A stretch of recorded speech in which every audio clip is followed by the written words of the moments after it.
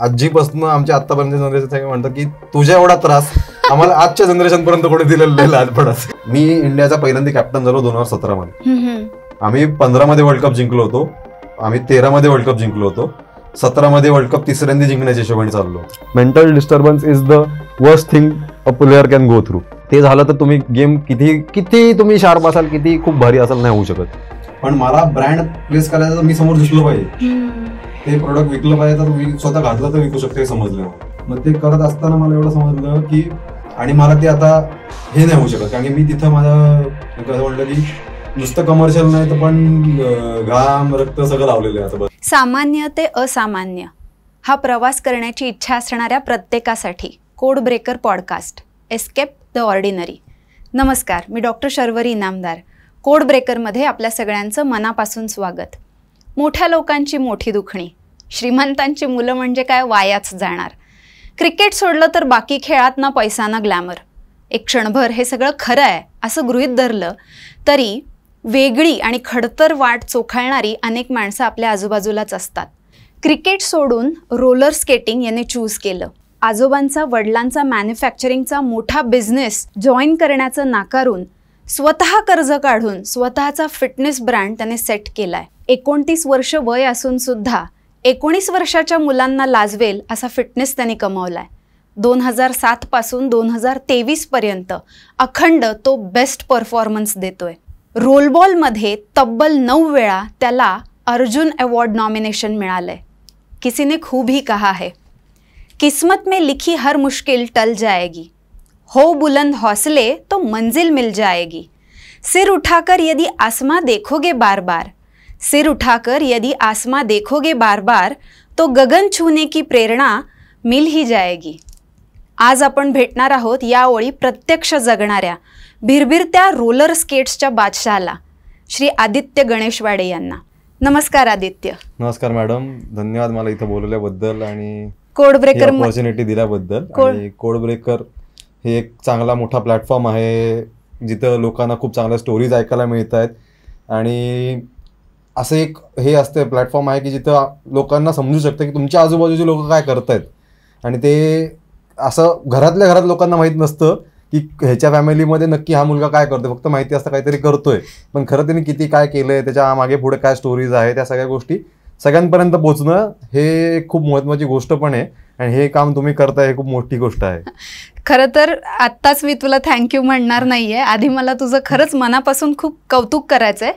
सगळ्यात पहिल्यांदा म्हणजे सातत्य ठेवून तुझ्या स्वप्नांना पंख देण्याचं काम जे आहे ते तू अविरत केलंय.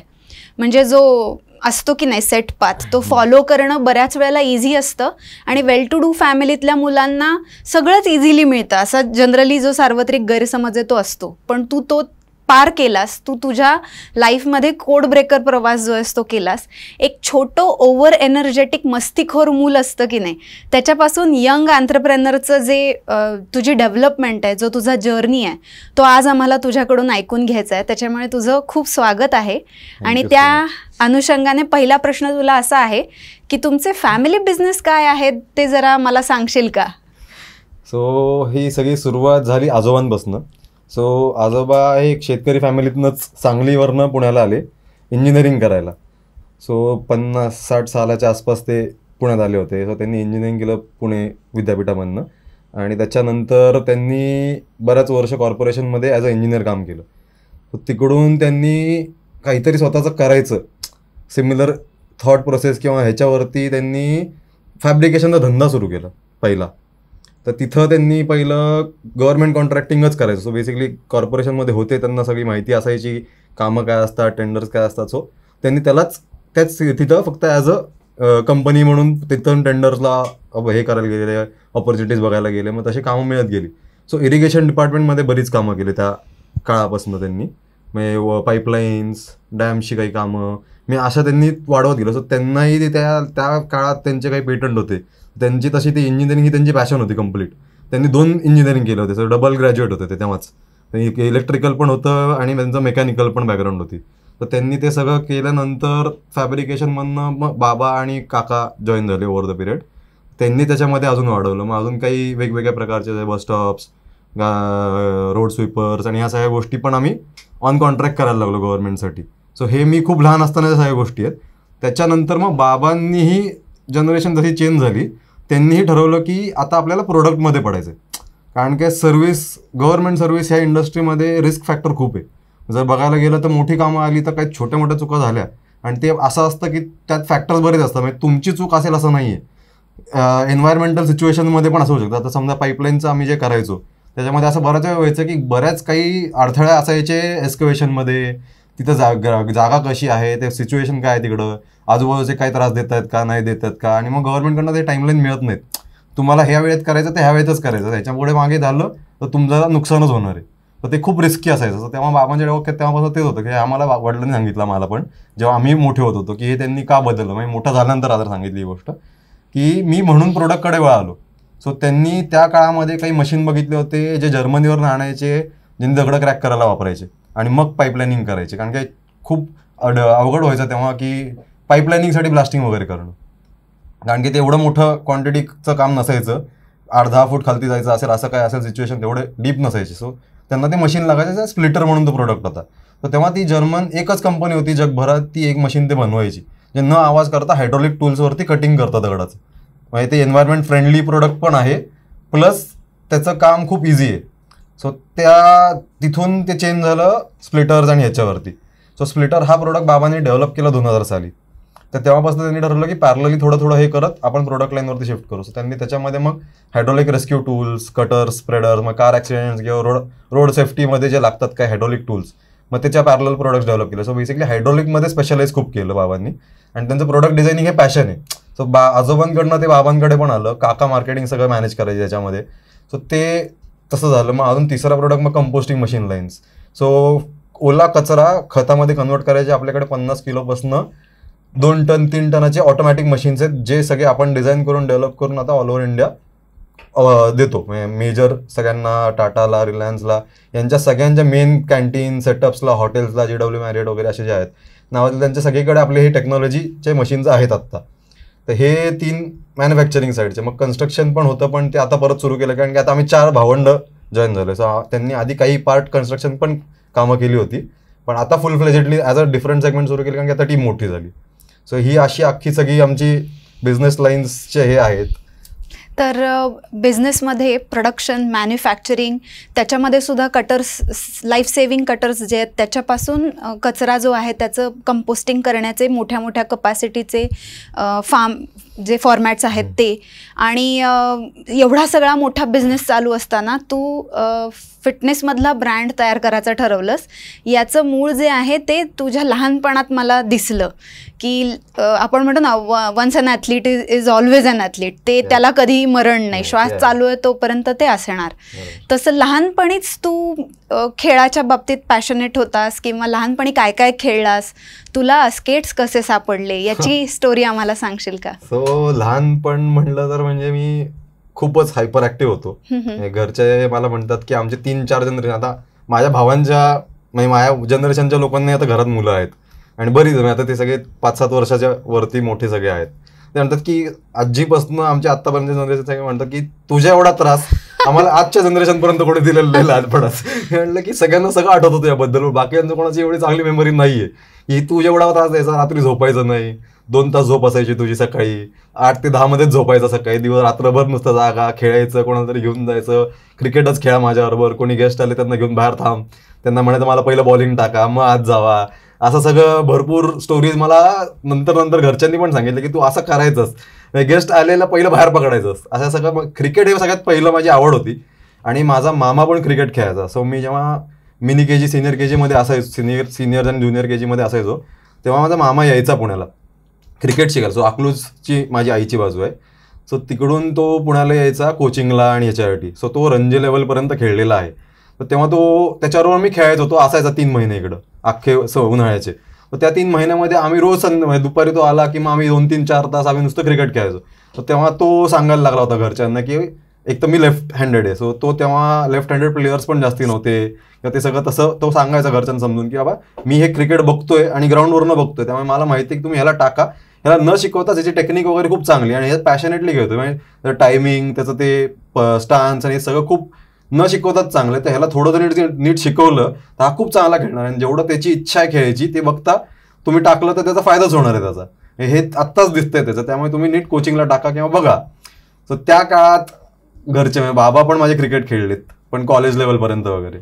सो वडिलांना असं होतं क्रिकेटमध्ये पॉलिटिक्स आणि हे सगळं त्यांनी बघितलं होतं थोडं त्यांच्या ह्याच्यामध्ये कॉलेज लाईफ आणि ह्याच्यामध्ये. सो ते म्हणले होते की मला क्रिकेटमध्ये तर याला नाही टाकायचं कारण की पुढे जाऊन मला माहिती की याचे प्रॉब्लेम काय आहेत. ठीक आहे. ते तेव्हा त्यांच्या काळाच्या हिशोबाने त्यांनी विचार पण केला होता आणि घरचे बर्डन्स पण बघितले ॲज अ फॅमिली की बाबा काय काय रिस्पॉन्सिबिलिटीज आहेत. तर त्यांचं एक ग्रूमिंग करायची पद्धत असते. हे मला आता या वयात येऊन समजलं की जसं तुम्ही ब्रश करता डोकं लोकांचं तसं तुम्ही थोडंसं सॉर्ट ऑफ तुम्ही ब्रेनस्टॉर्म किती करता आणि कशा डायरेक्शनमध्ये करता तसं तुमच्या मुलं त्या विचार आणि त्या डायरेक्शनमध्ये जायला लागतात किंवा तुम्ही तसं गायडन्स दिला तर तसे ते ग्रो होतात. 70% तरी 30% तो माणूस तो तुमच्या हिशोबाने विचार करून तो त्याचाच करणार. डिसिजन त्याचाच असतो पण तुम्ही तो माणूस त्याच्यावरनं विचार करतो की तो माणूस समोरचा काय सांगतोय आणि तो तेवढा सीन वडील लेवलचं तर माणसाचं आपण मुलं असताना ऐकतो कारण की भीतीच असते एक वेगळी पहिल्यापासून. तर मग मला सांगायला आवडेल आदित्य गणेश वाडे ह्याची येऊ घातलेली जी मुलं आहेत त्यांचं ग्रूमिंग आत्तापासून चालू होतं. क्रिकेट तर काही खेळला नाहीस तू. वडिलांचं म्हणणं होतं असं की जरी पैसा आणि ग्लॅमर दिसतो लोकांना तरी त्याच्या मागे अजून शापित त्यांच्या दृष्टीने थोडा खेळ आहे तो. तर मग अजून कुठले कुठले खेळ खेळायचा? त्याच्याबरोबर मग मी नाही तुम्हाला कोचिंगला टाकलंच नाही. सो ते म्हणली कोचिंग नाही करत तुला जे काय टाइमपास इथं खेळायचं तर खेळ. शाळेमध्ये जे खेळतोय तेवढं खेळ. मित्रांबरोबर तेवढं आहे तेवढं. म्हणजे कोचिंग बिचिंगला मी विचारलं मला स्वतःच नाही म्हणले. तर मी थोडा मोठा झाल्यानंतर मी विचारले होत. तर त्याच्याबरोबर मग मी शाळेमध्ये स्केटिंग करायला सुरू केली पहिलीमध्ये. त्याच्यानंतर मी टायक्वांडो सुरू केलं. त्याच्यानंतर मी खो खो सुरू केलं. त्याच्यानंतर म्हणजे कॉलेज लेवल शाळेकडनं मी खो खो खेळलो, टायक्वांडो खेळलो, स्केटिंग खेळलोय आणि मग कॉलेजमध्ये मी असताना 10वी 9वी 8वी 9वी 10वीमध्ये मी फुटबॉल शिकायला सुरुवात केली होती.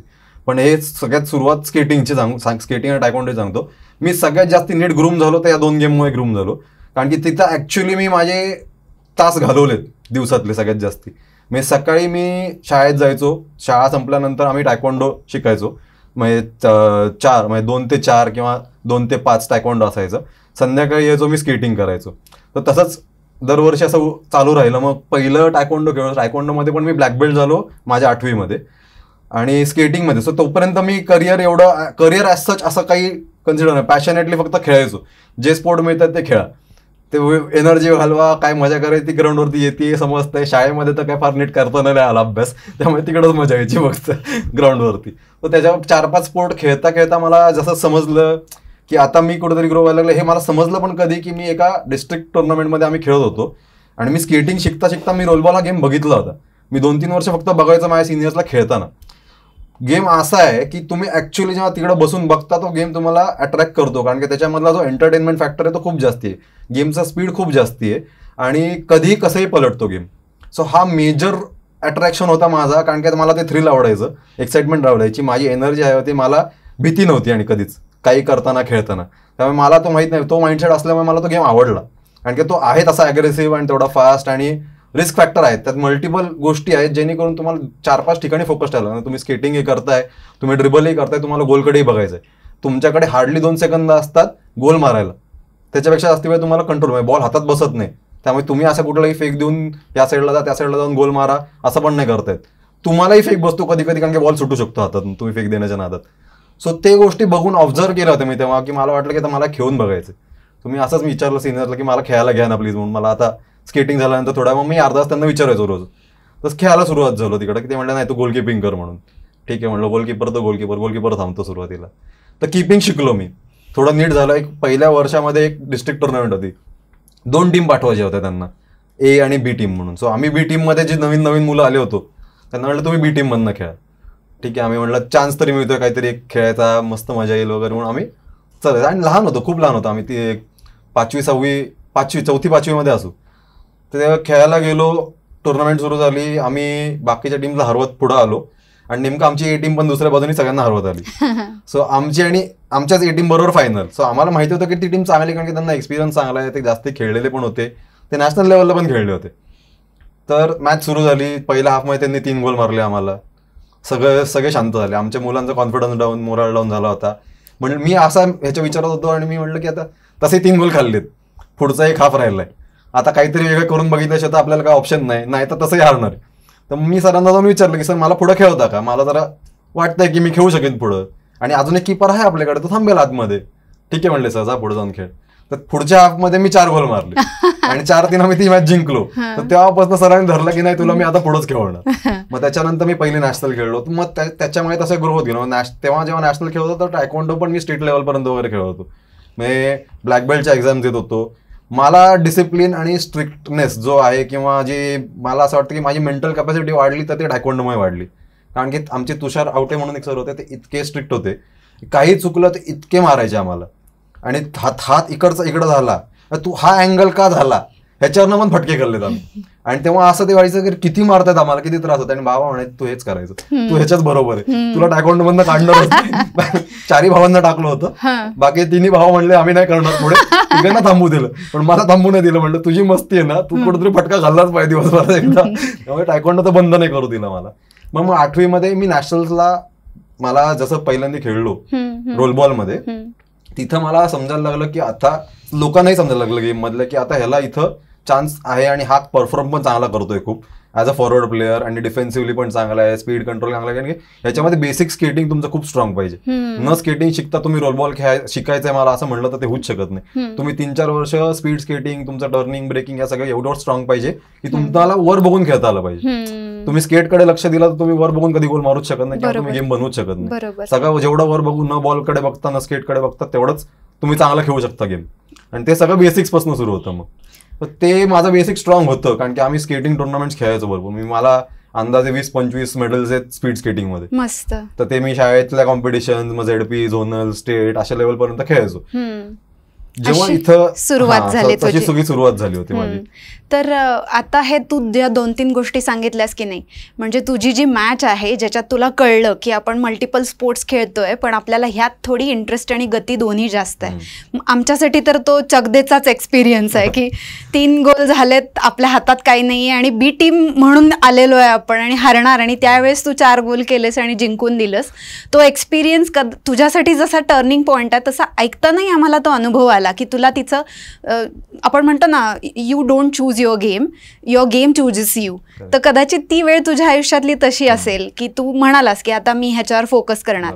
पण जनरली होतं काय माहितीये का मुलांचं, ह्या वयाच्या, तू जसं मस्ती करत होतास, तुला जसं सगळ्या गोष्टी आवडत होत्या, की तिथे शिस्त ही वेळ आली ना आणि एक्स्ट्रा कष्ट देण्याची वेळ आली की कमिटमेंट जी आहे ती थोडी मागे पडते. पण तुझं म्हणणं होतं की तू जो पॅरलल दुसरा खेळ खेळत होता त्यांनी तुला शिस्त आणि कमिटमेंट शिकवली. तर हे तुझं जे शेड्यूल असायचं, तू जेव्हा खेळायला पोहोचलास त्यावेळेला तुझा अभ्यास आणि तुझं पॅरलली करिअर असं काही चालू होतं का? त्यावेळी तू त्याचा काही विचार केलेलास का, किंवा तुला घरून त्याचं काही प्रेशर होतं का? अभ्यासाच्या बाबतीत माझं म्हणजे खूपच ट्रॅक रेकॉर्ड खराब आहे. मी शाळेपासून लँग्वेजेस मध्ये मी फेलच व्हायचो शाळेत. म्हणजे मॅथ्स कसा बसा पास, जॉग्राफी, हिस्ट्री त्यातल्या ठीक होतं, इंग्लिश, मराठी, संस्कृत, म्हणजे कुठली लँग्वेज घ्या मी एक तर काटावर पास व्हायचो नाही तर फेल व्हायचो. मला तर म्हणजे इतका त्रास व्हायचा. मला शाळेत टीचर लोक म्हणायचे अरे तू एकतर खूप त्रासदायक आहे, म्हणजे तू बसला की एक तर काही ना काहीतरी मस्ती करत असतो क्लासमध्ये, आम्हाला शिकवताना एक तर त्रास होतो तू इथं बसला की, नाही तर तुझा अभ्यास तर तसंही करत नाही, परीक्षेत काही रिझल्ट येत नाहीत, तू नुसतं खेळत राहतो. त्याच्यावरनं पण भरपूर कमी. तेव्हा तशी मेंटॅलिटी होती की बाबा कितीही खेळत असतात तू अभ्यास नीट पाहिजे. खूप जास्ती फोर्स. आता आपण ज्या लेवलला आता ग्रो झालंय सगळं, आता आपल्याला माहिती आहे की जर एखाद्या क्वालिटी एखाद्याची चांगली आहे तर त्याला त्यावरती जास्ती ग्रूम केला तर तो फायद्यात राहणार आहे पुढे आयुष्यात. आणि मग मेंटल आणि फिजिकल या सगळ्या गोष्टी ज्या आपण चांगल्या हिशोबाने कसं डेव्हलप करायचा विचार करतोय आता ओव्हर द पिरियड आले, जनरेशन चेंज होत आहेत तसं होत आलंय. कसं डील केलंस तू? तेव्हा जे डील केलं मेजरली तेव्हा मला तर त्रासच झाला. म्हणजे मला फक्त म्हणे खेळ बंद कर, खेळ कमी कर. तर तो एक पॉईंट आला की मी नुसतंच संध्याकाळनंतर नसायचोच.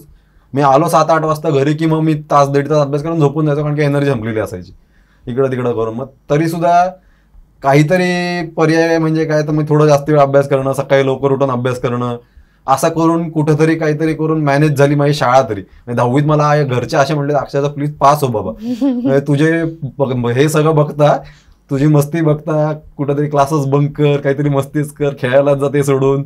सांगायचं नाही की 10वीत मी असं बरंच वेळा गेलो होतो की आम्ही संध्याकाळचे क्लास बंक करून कुठेतरी खेळायला जा, स्केटिंगच कर सांगायचं. आणि स्केटिंग बंद करायला सांगितलं. म्हणजे 10वीच्या शेवटच्या 4 महिन्यात 3 महिन्यात तर सांगितलं तो खेळ सगळा बंद करायचा. आणि मी म्हटलं तर मला खेळलं नाही तर मी मलाच दिवस संपूच शकत नाही. मला मेंटली त्रास होतो किंवा मी एनर्जी किंवा माझी ती बॉडीचं जे मुवमेंट आहे ती जर झाली नाही तशा तर मला मेंटल लेवलला विचार होता काहीतरी चुकतंय बाबा दिवस. ते तेव्हापासूनच तसं व्हायला लागलं, कारण की मी 1 वर्षाचा असल्यापासून मी नुसतंच खेळत होतो. तर मग आता ही तू जी गोष्ट सांगतोयस, आता थोडंसं पेरेंट्स जे ते इव्हॉल्व्ह झालेलं आहे असं दाखवतात. हा, कारण की जे पूर्वी अभ्यासाचं व्हायचं ते हल्ली खेळाच्या बाबतीत मुलांचं होताना मी बघतीये. पण ती गोष्ट सगळेजण सांगतात की माशाला उडायला सांगितलं आणि पक्षाला पोहायला सांगितलं तर दोघंही नापास होतील. ही गोष्ट सांगायसाठी झाली. पण ह्या वयात सुद्धा ज्या वेळेला एकीकडे तू अभ्यासासाठी स्ट्रगल करत होतास, तेव्हा अंडर 14ला 11 इयर्स असताना खेळत होतास. 16 वर्षाचं असताना तू ओपनची मॅच खेळून जिंकत होतास. म्हणजे तुझं एकीकडे कुठेतरी शिस्त, मेहनत जे आहे ते टाकणं चालूच होतं. तर त्या काळातला तुझा एखादा लक्षात राहील असा कुठला प्रसंग किंवा मॅच अशी कुठली आहे का? सो जेव्हा मी 10वी संपली माझी, तर त्याच्यानंतर माझा खरं इंटरनॅशनल, तिथून मी खरं सिरियस झालो स्पोर्टबद्दल. मला पहिला चान्स मिळाला इंडियन टीममध्ये खेळायचा 10वी झालं. त्याच्या आधी मी नॅशनल्स खेळलो होतो. नॅशनलला मला बेस्ट प्लेअर अवॉर्ड मिळालं होते सलग 2 वेळा. हायेस्ट स्कोरर होतो. मी 2 स्टेट रेकॉर्ड केले होते. एका स्टेट टुर्नामेंटमध्ये एका मॅचमध्ये मी 29 गोल मारले होते. तर तिकडून सगळा गेम बदलला होता आणि तिकडून लोकांचे डोळे माझ्यावर खूप आले होते. माझे असे कधीच इंटेन्शन नव्हते की बाबा मी असं काहीतरी, मला नुसतंच ग्लॅमरस व्हायचंय किंवा मला हे अशात व्हायचं. पहिला आयुष्यातला मी पहिला कुठला प्लेअर बघितला, सचिन तेंडुलकर. तिथून बघून मी सुरू झालं होतं की मला काय करायचं तर ह्या माणसासारखं काहीतरी करायचं. आणि हे लहानपणापासून होतं. म्हणजे मी शाळेत प्ले ग्रुपमध्ये, माझ्या आत्याच्याच प्ले ग्रुपमध्ये जायचो मी. तर माझी आत्या मला प्ले ग्रुपमध्ये सांगायची की तू आडनाव तेंडुलकर घ्यायचंस शाळेत अटेंडन्स घेताना. म्हणजे तुझं नाव घेतलं, तू नाव नाही घ्यायचं. म्हणजे तुझं त्यासाठी तेंडुलकर म्हणून ओरडलं तर तू हात वर करायचा अटेंडन्स, नाही तर तू करायचा पण नाही. अशी सगळी ती एवढी इच्छा असायची माझी खेळायची. त्यामुळे मला पहिल्यापासून माहिती होतं की मी स्पोर्ट्समध्ये काहीतरी करणार, काहीतरी खेळातच काहीतरी करायचं. हे लहानपणीपासून क्लिअर होतं माझं. म्हणजे जसं मी 5वी 6वीमध्ये गेलो तिथून थोडी क्लिअरिटी वाढायला लागली. म्हणजे त्यापर्यंत नुसतं खेळ होता. 9वी 10वीमध्ये मी जसं नॅशनल्सला रेकॉर्ड झाला, स्टेटला रेकॉर्ड झाला, बेस्ट प्लेयर्स मिळायला लागलं सारखं. तर मला फेडरेशननी पण उचलायला सुरू केली की बाबा आता ह्याला सिनियरमध्ये आत्ताच खेळवलं तरी हा फायद्यात आहे. कारण की सिनियर प्लेयर्स जे खेळतात त्याच्यापेक्षा हा काहीतरी वेगळा खेळतोय पण आत्ता. त्याला जर सपोर्टिंग हे मिळाले, त्यांचा माइंडसेट आणि ह्याचा अग्रेसिव्हनेस किंवा ह्याचा तो नेचर आणि स्पीड, या कॉम्बिनेशनमध्ये जर आपण ह्याचा खेळवलं तर आपला टीम फायद्यात राहील. असं करून ते कॉम्बिनेशन पहिली एशियन चॅम्पियनशिप मी खेळलो. आणि मग मी बाकीचे खेळ करणं बंद केलं. बाकी तिथून मी थांबवलं की आता मला एका ठिकाणी फोकस करणं गरजेचं आहे. कारण की ह्याच्यामध्ये बऱ्याच गोष्टी आहेत की एक्सरसाइज, मसल ग्रुप कुठले कुठले यूज होतात, कसा खेळला जातो स्पोर्ट, त्यासाठी कुठले मसल आहेत. तर तुम्ही मल्टिपल स्पोर्ट्स खेळले तर तुमचे सगळे मसल वेगवेगळ्या प्रकारे एक्झॉस्ट होतात. मग तुम्ही हा पण खेळताय, मग संध्याकाळी हा पण खेळतात, तुम्ही इथं नाही परफॉर्म करू शकत. तसंच जसं अभ्यास तुम्ही बाबा एक सायन्सचं सायन्स नाही तर कॉमर्सचं कॉमर्स, तुम्ही एक काहीतरी ठरवून तिथंच करा. तसं सिमिलरली आपल्या याच्यात पण आहे की तुम्ही 10 स्पोर्ट नाही घेऊ शकत. ठीक आहे, तुम्ही आवड म्हणून खेळाल पण ते कंटिन्यू नाही करू शकत. म्हणजे कुठेतरी कमी करावंच लागतं, कारण करिअर ओरिएंटेड होत जातात गोष्टी पुढे पुढे. मग तसं एशियन खेळलो, मग वर्ल्ड चॅम्पियनशिप खेळलो. वर्ल्ड चॅम्पियनशिप जेव्हा पहिली खेळलो तेव्हाचं प्रेशरच वेगळं होतं. डेन्मार्क बरोबर आम्ही पहिली गेमची पहिली वर्ल्ड चॅम्पियनशिप होती. मी इंडियाच्या टीममध्ये होतो आणि आम्ही ती फायनल हरलो होतो 3-2. अरे बापरे. आणि मी तेव्हा 16 वर्षाचा होतो. मी ज्या वेळेस इंटरनॅशनल पहिली वर्ल्ड चॅम्पियनशिप खेळलो इंडिया टीम, तेव्हा मी हायेस्ट स्कोरर होतो वर्ल्ड चॅम्पियनशिपचा. आणि त्या इंटरनॅशनलमध्ये आम्हाला असं समोरचे 6.5 फुटाचे प्लेयर्स आणि आम्ही असे कुठेतरी 5 फूट 6 इंच बारीक सगळे, अजिबात स्ट्रक्चरल तर मॅच काहीच नाही. समोरचा आम्ही 6 जण तर त्यांचे 3च जण आहेत. पण मी तुला सांगू का आता इथे की तुझा जो गेम आहे की नाही, तू स्केट्सवर असतोस आणि तुम्ही बॉल खेळता त्याच्यामध्ये, आणि तो नेटमध्ये जसं फुटबॉलला गोल असतो तसं होतं. आम्ही आता जे लोक आम्ही स्केटिंग खेळत नाही पण आम्ही बघतो ना, तर आम्हाला ती पोएट्री इन मोशन वाटते. तर खूप ह्यूज बल्की गाईज जे आहेत त्यांची ॲजिलिटी, स्पीड, बॅलन्सिंग स्किल्स आणि ते सगळं त्याच्यासमोर तुम्ही म्हणजे ते गोलियतची गोष्ट आहे की नाही तसं तुम्ही, किंवा म्हणतो ना आपण अफजल खानाचा वध करायला छोटे शिवाजी, हां, तर ते तुझं तू चित्र जे उभं केलंस, ती पहिली चॅम्पियनशिप तू हरल्यामुळे कदाचित तुला हरणं काय असतं ते कमी वयात कळलं असेल. पण मग नंतर तिथून पुढे एखादी वर्ल्ड चॅम्पियनशिप जिंकण्याची तुझी आठवण आहे ती असेल तर ती शेअर करशील आमच्याशी? त्याच्यानंतरचा एक्सपिरियन्स होता त्याच्यामुळे आम्ही हारलो. सो तेव्हा काही गेमचे रूल पण असे होते जेणेकरून ज्या रूलमुळे आम्ही हारलो खरं. म्हणजे तेव्हा असा एक रूल होता की बॉल किती वेळ ठेवला तरी चालतो एका टीमने. ओके, म्हणजे गोल मारला जर 15 मिनिटं मी माझ्या डी मध्ये खेळत राहिलो, माझ्या डीचे, तर चालतं. आणि स्केट अशी गोष्ट आहे की तुम्ही ब्रेक केला, फेक दाखवला, मी इकडे गेलो समोरचा, परत येणं शक्य नसतं जागेवर. तो गेला की गेला. तुम्ही इथून 4 सेकंद मारता, तो 2 सेकंदही कव्हर करू शकत नाही. कारण की त्याला ब्रेक करून परत ऍक्सेलरेट करून त्याला स्पीड मोमेंटम मध्ये येणं आणि मी डायरेक्ट मोमेंटम मध्ये जाणं, हे असं खूप मिसमॅच आहे. त्यामुळे तसं ते करून त्यांनी तेच केलं की 3 गोल त्यांनी मारून ठेवले होते. आम्ही 2 गोलवरती होतो आणि आम्ही कॉन्स्टंट अटॅक करत होतो. अटॅक झाला, बॉल कुठं बाहेर गेला, मिस झाला शॉट, तो बॉल घेऊन ते नुसते उभे राहायचे, त्यांच्या इथं पास करत राहायचे. तो फेडरेशन म्हणजे गेम मध्ये पण बदल मी खूप बघितलाय. म्हणजे जेव्हा गेम होता की 2 हातानेच पहिला गोल मारायचा, फक्त 2 जण मागेच खेळणार, 3 जण अटॅकर असणार, असे बरेच रूल्स होते जे नंतर नंतर मॉडिफाय होत गेले, जेणेकरून गेम अजून एंटरटेनिंग झाला. सो मी गेमचे सगळे फेजेस बघितले आत्तापर्यंतचे, की आत्ताचा गेमचा स्पीड, तेव्हाचा गेमचा स्पीड, 15-20 वर्षापूर्वीचा स्पीड आणि आत्ताच्या स्पीडमध्ये जमीन आसमानचा फरक आहे. म्हणजे आता नाही, माहिती तुम्ही त्या माणसांना प्लेअरला सांगितलं की तुम्ही आता तसं येऊन इथं खेळा, होऊच शकत नाही. तरी तू खेळतोयस, पण आमच्यासाठी तू कोड ब्रेकर आहेस. आणि ते खरंच खूप म्हणजे प्रेशियस आहे आणि कमेंडेबल आहे की तेव्हा 20 वर्षापूर्वी गेम नवीन होता तेव्हाही तू खेळत होतास आणि आताही 2023चा वर्ल्ड कप खेळलायस, तो मी वर्ल्ड कप नॅशनल गेम खेळलायस. त्याच्यामुळे तो तुझा जो प्रवास आहे तो खरंच कमेंडेबल आहे. तर त्याच्यामध्ये एक मधली स्टोरी, आता मी तुम्ही जसं म्हटलं होता प्रश्न की सगळ्यात महत्वाची मॅचचा जो तुम्ही म्हणला होता की कुठली मॅच लक्षात राहिली, सो माझ्या अख्ख्या इंटरनॅशनल करिअरमध्ये 13 वर्षाच्या मला एकच मॅच अशी आहे, मी इंडियाचा पहिल्यांदा कॅप्टन झालो 2017 मध्ये. आम्ही 15 मध्ये वर्ल्ड कप जिंकलो होतो, आम्ही 13 मध्ये वर्ल्ड कप जिंकलो होतो, 17 मध्ये वर्ल्ड कप तिसऱ्यांदा जिंकण्याच्या हिशोबाने चाललो होतो. अच्छा, सलग 2 वर्ल्ड कप जिंकलो. 11 मध्ये हारलो आम्ही डेन्मार्ककडनं, 13 आणि 15 मध्ये आम्ही जिंकलो. आणि कारण की तेव्हा आम्हाला खूप डेंजर ट्रेनिंग प्रोग्रामवर टाकलं होतं, एक्सटेन्सिव्ह ट्रेनिंग करायचो त्या. आणि तो फेज असा पण होता की ग्रॅज्युएशन इंजिनिअरिंगचं चालू आहे, डिप्लोमा चालू आहे, मी खेळतोय पण. तो मेंटली खूप खूप असं वाटलं की तो सगळ्यात मोठा फेज होता, जिथून मी खरं म्हणजे जे काय आता हेडस्ट्रॉंग किंवा जी प्रेशर टेकिंग कपॅसिटी वाढली ती त्या फेजमध्ये वाढली 2013 पासून 2017 पर्यंत. 17 मध्ये जेव्हा आम्ही खेळलो वर्ल्ड चॅम्पियनशिप, आम्ही टार्गेट ठेवलं होतं की हे तिसरं आहे आपलं, काही झालं तरी सलग तिसरं जिंकायचं आहे. टीम चांगली होती, बांगलादेशला वर्ल्ड कप होता, 52 देश खेळत होते त्या वर्ल्ड चॅम्पियनशिपला. सो तेव्हा आधी अशी काही कंडिशन नव्हती किंवा क्रायटेरियाज नव्हते की 30च कंट्रीज खेळतील. सो आता ते रँकिंग येतं, तर तेव्हा पहिले 3रा-4थाच वर्ल्ड कप होता, त्यामुळे रँकिंग असे काढले नव्हते. जे कंट्रीज खेळू शकतात सगळ्यांना एक्सपोजर देत होते फेडरेशन, स्पोर्ट्सची फेडरेशन इंटरनॅशनल. तो 52 देश होते, आम्ही 8 मॅचेस खेळलो होतो. आणि त्या मॅच तिथं पण माझा एक ॲज अ प्लेअर रेकॉर्ड आला की 15 गोल मारले होते मी एका मॅचमध्ये ग्रुपच्या. आणि ॲज अ कॅप्टन मला एक वेगळा प्रेशर होता. सो मला मी त्याच्या आधी कधी कॅप्टन्सी घेतली नव्हती किंवा मी केली नव्हती, कारण की माझा फोकस असायचा खेळण्यावरती. आणि आमच्याकडे सिनियर्स असायचे त्याच्या आधी आमच्याबरोबर, तर सिनियर्स वर responsible captains more than me. त्यानंतर मी त्यांच्याकडनं शिकलो की बाबा टीम कशी मॅनेज केली पाहिजे, तुम्ही प्रत्येक प्लेअरला कसं अंडरस्टँड केलं पाहिजे, तू नुसतं परफॉर्म करणं हे सोडून तुला बाकीचे 12 लोकांचा परफॉर्मन्स कसा काढून घ्यायचा आहे हे जास्ती महत्वाचं, हे लक्षात घ्या. आता असं मला तो हँडओव्हर झाला होता. आणि खूप लोकांनी मला बोललं होतं की आता तू तुझं कौतुक नको सांगू, की तुझं कौतुक आम्ही करणार नाही याच्या पुढे, तू काय टीम चालवतं आणि काही चालवतं त्याच्यावर सगळी कौतुक होणार आहे. सो ते एक पहिला स्टेप जेव्हा प्रेशरवरती होतं की बाबा हे कसं करू मी. तर फायनलला आम्ही पोचलो होतो, इराण समोरच्या बाजूनी होती, Islamic country, Bangladesh Islamic country आहे. सो इस्लामिक कंट्रीमध्ये 3,500-4,000 हजार पब्लिक बसलं होतं स्टेडियमवर. फायनल सुरू होणार होती, सगळा क्राऊड बांगलादेशचा आणि त्यांचा लोकल क्राऊड आणि सगळं. सो ते इस्लामिक कंट्री होती, तर ते इराणला खूप सपोर्ट करत होते. आमचे 12 मुलींची टीम जर सोडली, ती टीम सोडली, तर आमच्या क्राऊडमध्ये कोणच नव्हतं जे आमच्यासाठी चेअर करत.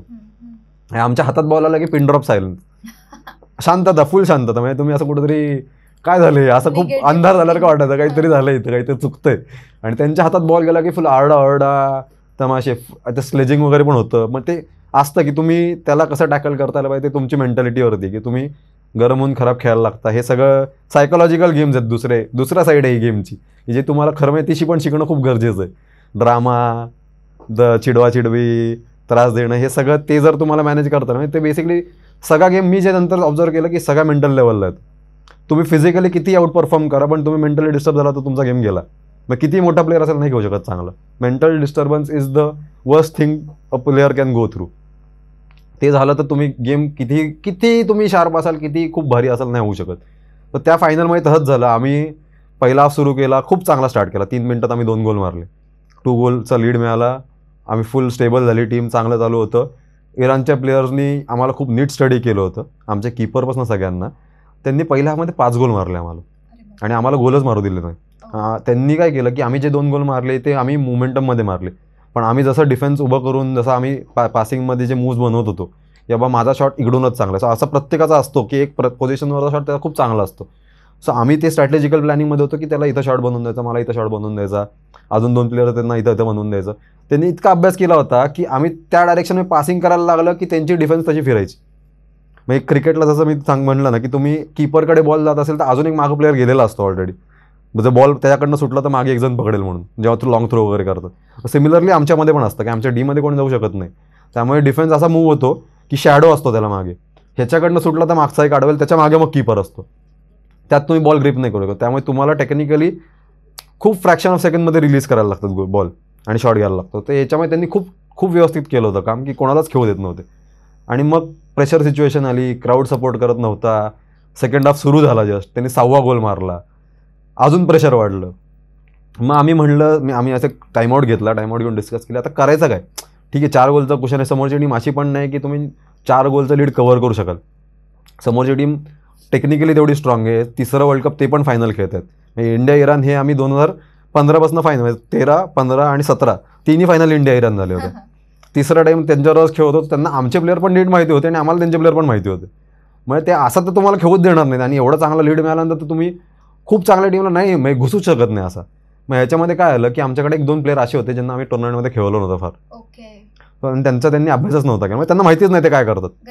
हां, ते एकदम म्हणलं की आता हा एक रिस्क घेऊन बघायला पाहिजे. आणि ते असे प्लेयर्स होते की त्या डिफेन्सिव्हली थोडंसं कुठेतरी मागे 19-20 होतं त्यांचं, आणि त्यांना आपण शॅडो म्हणून वापरतो की बाबा हे कोण नाही चाललं तर ते चालणार. त्यांची शॉर्ट पोझिशन चांगली होते, उभारून मस्त खेळत होते, स्पीड चांगला होता.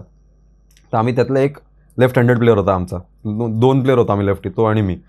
तर त्याला तसंच खेळ होतो की मी माझ्या पोझिशनवरती, तो पुढं ॲग्रेसिव्ह फक्त पळायचा, काउंटर पळायचा, ज्याला बॉल टाकायचा तो गोल मारणार, रनिंगमध्ये शॉट घ्यायचा, नाही तर साईडला जाऊन उभारायचा. तर आम्ही तर म्हटलं की आता एक मूव्ह करून बघितलं पाहिजे. त्याला आत घेतलं, एका प्लेअरला बाहेर काढला, जो चालत नव्हता फार. ह्याला सांगायचं आम्ही फक्त राईट साईडनी बाहेरनं जा आणि उभा राहा डीच्या बाजूला. आणि आम्ही काय करायला लागलो की आम्ही घुसायला लागलो डिफेन्समध्ये. त्यांचे 5 जण असे अंगावर यायचे, मूव्ह त्यांना वाटायचं की आम्ही शॉट घ्यायचो. सो शॉटच्या ॲक्शनमध्ये जे काय केलं तर आम्ही सगळं शॉटच्या ॲक्शनमध्ये केलं. शॉटच्या ॲक्शनमध्ये जायचो आणि त्याकडे बॉल सोडून द्यायचो, एक तर खालनं टप्पा नाही तर डायरेक्ट वरनं त्याच्याकडे. तो फक्त उभा राहिला होता कोपऱ्यात, त्यांनी 45 डिग्रीच्या अलीकडनं नुसते 4 शॉट रेटवले, त्या चेहऱ्याच्या बाजूने ते कीपरचा मोराल डाऊन. 4 शॉट 4 गोल. त्याला सुधारलंच नाही, त्यांचा कीपर एवढा मोराल हाय होता त्या कीपरचा की तो कुठल्याही अँगलनी खात नव्हता. आणि जेव्हा त्यांनी ते 4 शॉट मारले, तो कीपर निघून गेला बाहेर. तो म्हटलं मला आता मेंटली तो एवढा हे झाला की अरे मी 4 फक्त याच्या पुढचे 4 अटेम्प्ट आले आणि 4ही अटेम्प्ट माझ्या कानाच्या बाजूने गोल गेलेत. आणि ती ताकद चांगली होती त्या प्लेअरची आमच्या, म्हणजे तो खूपच पॉवरफुल होता. उभ्या मारले आणि काहीच नाही, म्हणजे मुवमेंट नाही, काही नाही. मग तिथून सगळा गेम बदलला. शेवटचे 3 मिनिटावरती गेम आला, त्यांनी 7वा गोल मारला. 7वा गोल मारला, आम्हाला होती पेनल्टी, आम्हाला मिळाली पेनल्टी त्यांनी 5 फाऊल केल्यामुळे. मी सगळ्यांनी मला म्हटलं की कॉन्फिडेंटली आणि मेंटली स्टेबल होतो मीच, बाकीच्यांना तेवढं प्रेशर किंवा त्यांना ती पेनल्टी घ्यायची सवय पण नव्हती. आणि ह्याच्या आधी पेनल्टीज मीच घ्यायचो मेजरली, मी गेलो पेनल्टी घ्यायला, माझ्यावरती तर होतंच प्रेशर. पण म्हटलं प्रेशर घेऊन तसं काय उपयोग नाही, फक्त रीड करा, त्या डोळ्यात डोळे टाका, कीपरला फक्त डिस्टर्ब करायचा प्रयत्न नका फोकसनी. पण माझ्या हातातनं मीच हे झालो, मी पहिला दाखवला तो ऑलरेडी शिफ्ट झाला होता, आणि मी जिथं मारतो तिथं मारणार नव्हतो, आणि त्यालाही माहिती होतं मी तिकडं मारतो, म्हणून मी थांबवला, दुसरीकडे मारायला गेलो, त्यांनी अडवला. तर सगळा मी फिरलो, म्हणलं सगळे माझ्याकडे असे क्वेश्चन मार्क प्रश्नचिन्हात बघत होते. संपलं म्हणलं आता इकडून तिथे, आता 3च मिनिटं राहिले, आता ते 1चा लीड आहे त्यांचा अजून, आता काय करायचं. त्याच्या पुढच्या अटेम्प्टला त्यांच्याकडनं बॉल अटॅकला आला, आपल्याकडे बॉल मिळाला, आपण पळवला, मी फेक शॉट देऊन एकाला पास दिला आतमध्ये गर्दीतनं, 3 जण अंगावर घेऊन खालनं असं सोडला, उभ्या आमच्या एक मिहीर साने म्हणून प्लेअर जो माझ्यावर सगळ्यात जास्त वेळ खेळला आहे, तो फक्त सेंटरला उभा होता. मी खालनं राईट साईडने आत आलो, 2 प्लेअर आत आले माझ्यावरती, त्यांना वाटलं मी शॉट घेईन, मी फक्त त्या दोघांच्या मधून असा टप्पा सोडला, डीच्या आतमध्ये बॉल यांनी घेतला असा आणि असा टाकला, गोल, 7 ऑल. शेवटचा 1.5 मिनिटं सुरू झाला, म्हणलं आता तो ऑल आहे, आता एक शेवटचा 1.5 मिनिट 30 सेकंदात आम्हाला एक अटेम्प्ट करायला लागतो कंपल्सरी. तर त्यांच्याकडे अटेम्प्ट सुरू झाला, त्यांना आम्हाला माहिती होतं की ते कसे मारायला सुरू करणार आहेत, आणि ते होते खूप फास्ट आहेत, म्हणजे स्ट्रक्चरली पण खूप स्ट्रॉंग आहेत, स्पीड चांगला आहे, अंडरस्टँडिंग झालं, टेक्निक चांगली होती त्यांची. त्यामुळे आम्ही पण फुल डिफेन्सिव्ह याच्यात होतो की काही झालं तरी डिफेन्सला बॉल क्रॉस होऊ द्यायचा नाही. मग डिफेन्सला लागला, एक शॉट त्यांनी मारला, कीपरने खूप चांगला अडवला, एक बॉल. मग शेवटी त्यांनी 3-4 अटेम्प्ट केले, त्या एका मिनिटामध्ये त्यांनी 3 ते 4 अटेम्प्ट केले आमच्यावर. बॉल कीपरकडे अडकला तर आमचे दोन्ही साईडचे विंगर असतात, सो लेफ्ट आणि राईट कॉर्नर आणि पुढचे 2 जण असतात, त्यातले इथला पुढचा आणि इथला बाहेरचा, ज्यांनी मग जो राईट साईडने जाऊन मारत होता, योगेश तायडे म्हणून होता, तो डायरेक्ट पळाला बाहेरनं तिकडं, त्याच्याच पोझिशनला जाऊन थांबला, मिहीर साने मधनं गेला. मला त्यांनी कीपरने काउंटर टाकला नाही, तो म्हणला की बाबा 1च मिनिटं राहिला आहे, उगाच फेकाफेकीमध्ये अडकला आणि उलटा काउंटर असला तर रिस्क नको, म्हणून त्यांनी माझ्याकडे छोटा बॉल दिला, जवळ पास दिला. मी पळवायला सुरुवात केली लेफ्ट साईडनी मी पळवायला लागलो, त्यांचे डिफेंडर्स सगळे बरोबर माझ्याबरोबर साईडला यायला लागले. एक माझ्या बाजूनी पळत होता आणि माझा एक स्पेशल शॉट आहे पहिल्यापासून की मी लेफ्ट कॉर्नरला जायचो. मी हा गेमच्या मध्ये मी हा इन्व्हेंट केल्यासारखा शॉट आहे की लेफ्ट कॉर्नरला जायचो आणि असा स्पिन करायचो. सो जाताना असा बॉल वाटतं कीपरला की बॉल सरळ बाहेर चाललाय पण टप्पा पडून आत येतो. तर तो स्पिन शॉट मी त्या डायरेक्शनमध्ये जायला लागलो.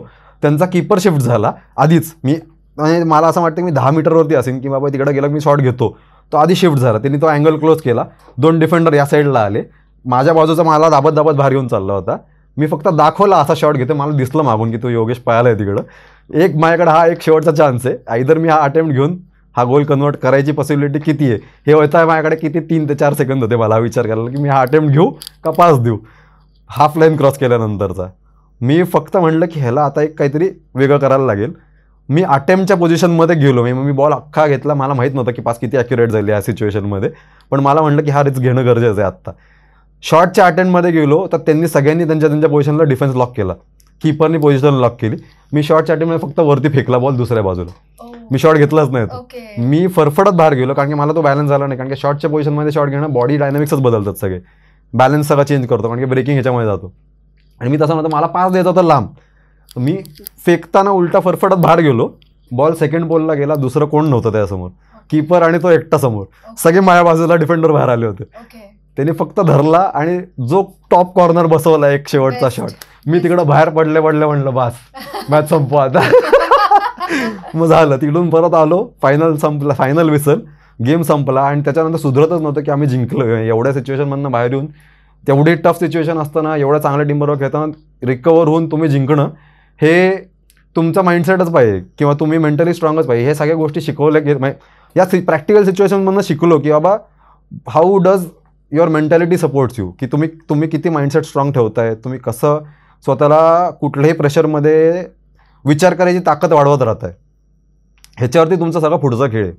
तर तुम्ही विचार करणं बंद करायला लागला की तुमचा गेम खराब होत जाणार आहे किंवा तुम्हाला कधी ना कधी कोण ना कोणते दाबायला सुरू करणार आहे. खेळताना पण काय म्हणतो विचार केला मला काहीतरी नवीन करत राहायचं आहे. मी पहिल्या दिवशी जसं खेळत होतो तसं जर मी आत्तापर्यंत खेळत राहिलो असतं मी खेळूच शकलो नसतो. कारण की लोक समोरची पण हुशार आहेत. ते पण आपल्याकडे बघून शिकतात. ते आपल्यापेक्षा पुढे जायचा प्रयत्न करतात कायम. पण तुम्ही जर काही बदल करत राहिला तर तुमची जर्नी खूप लांब राहते. हे मला त्यामध्ये समजलं की बाबा. आणि हे त्या मॅचेसमधनंच समजलं की तुम्हाला समोर समजतं ना की तुम्हाला एक मॅच नंतरच तुम्हाला तो गोल मारू देत नाही आहे. याचा अर्थ ते तुम्हाला जर वेगळं नाही तुम्ही काही केलं तर तुम्ही संपलाय. तुझ्या ह्याच्या पुढे तुझी प्रगती काहीच नाही याच्यामध्ये. मग तुम्ही त्याची हे करू नाही की बाबा मी हे केलं होतं म्हणून मी तेव्हापासून केवढा भारी केलं. झालं गेली ती गोष्ट. हां ती फायनल जिंकलो. वर्ल्ड कप जिंकलो.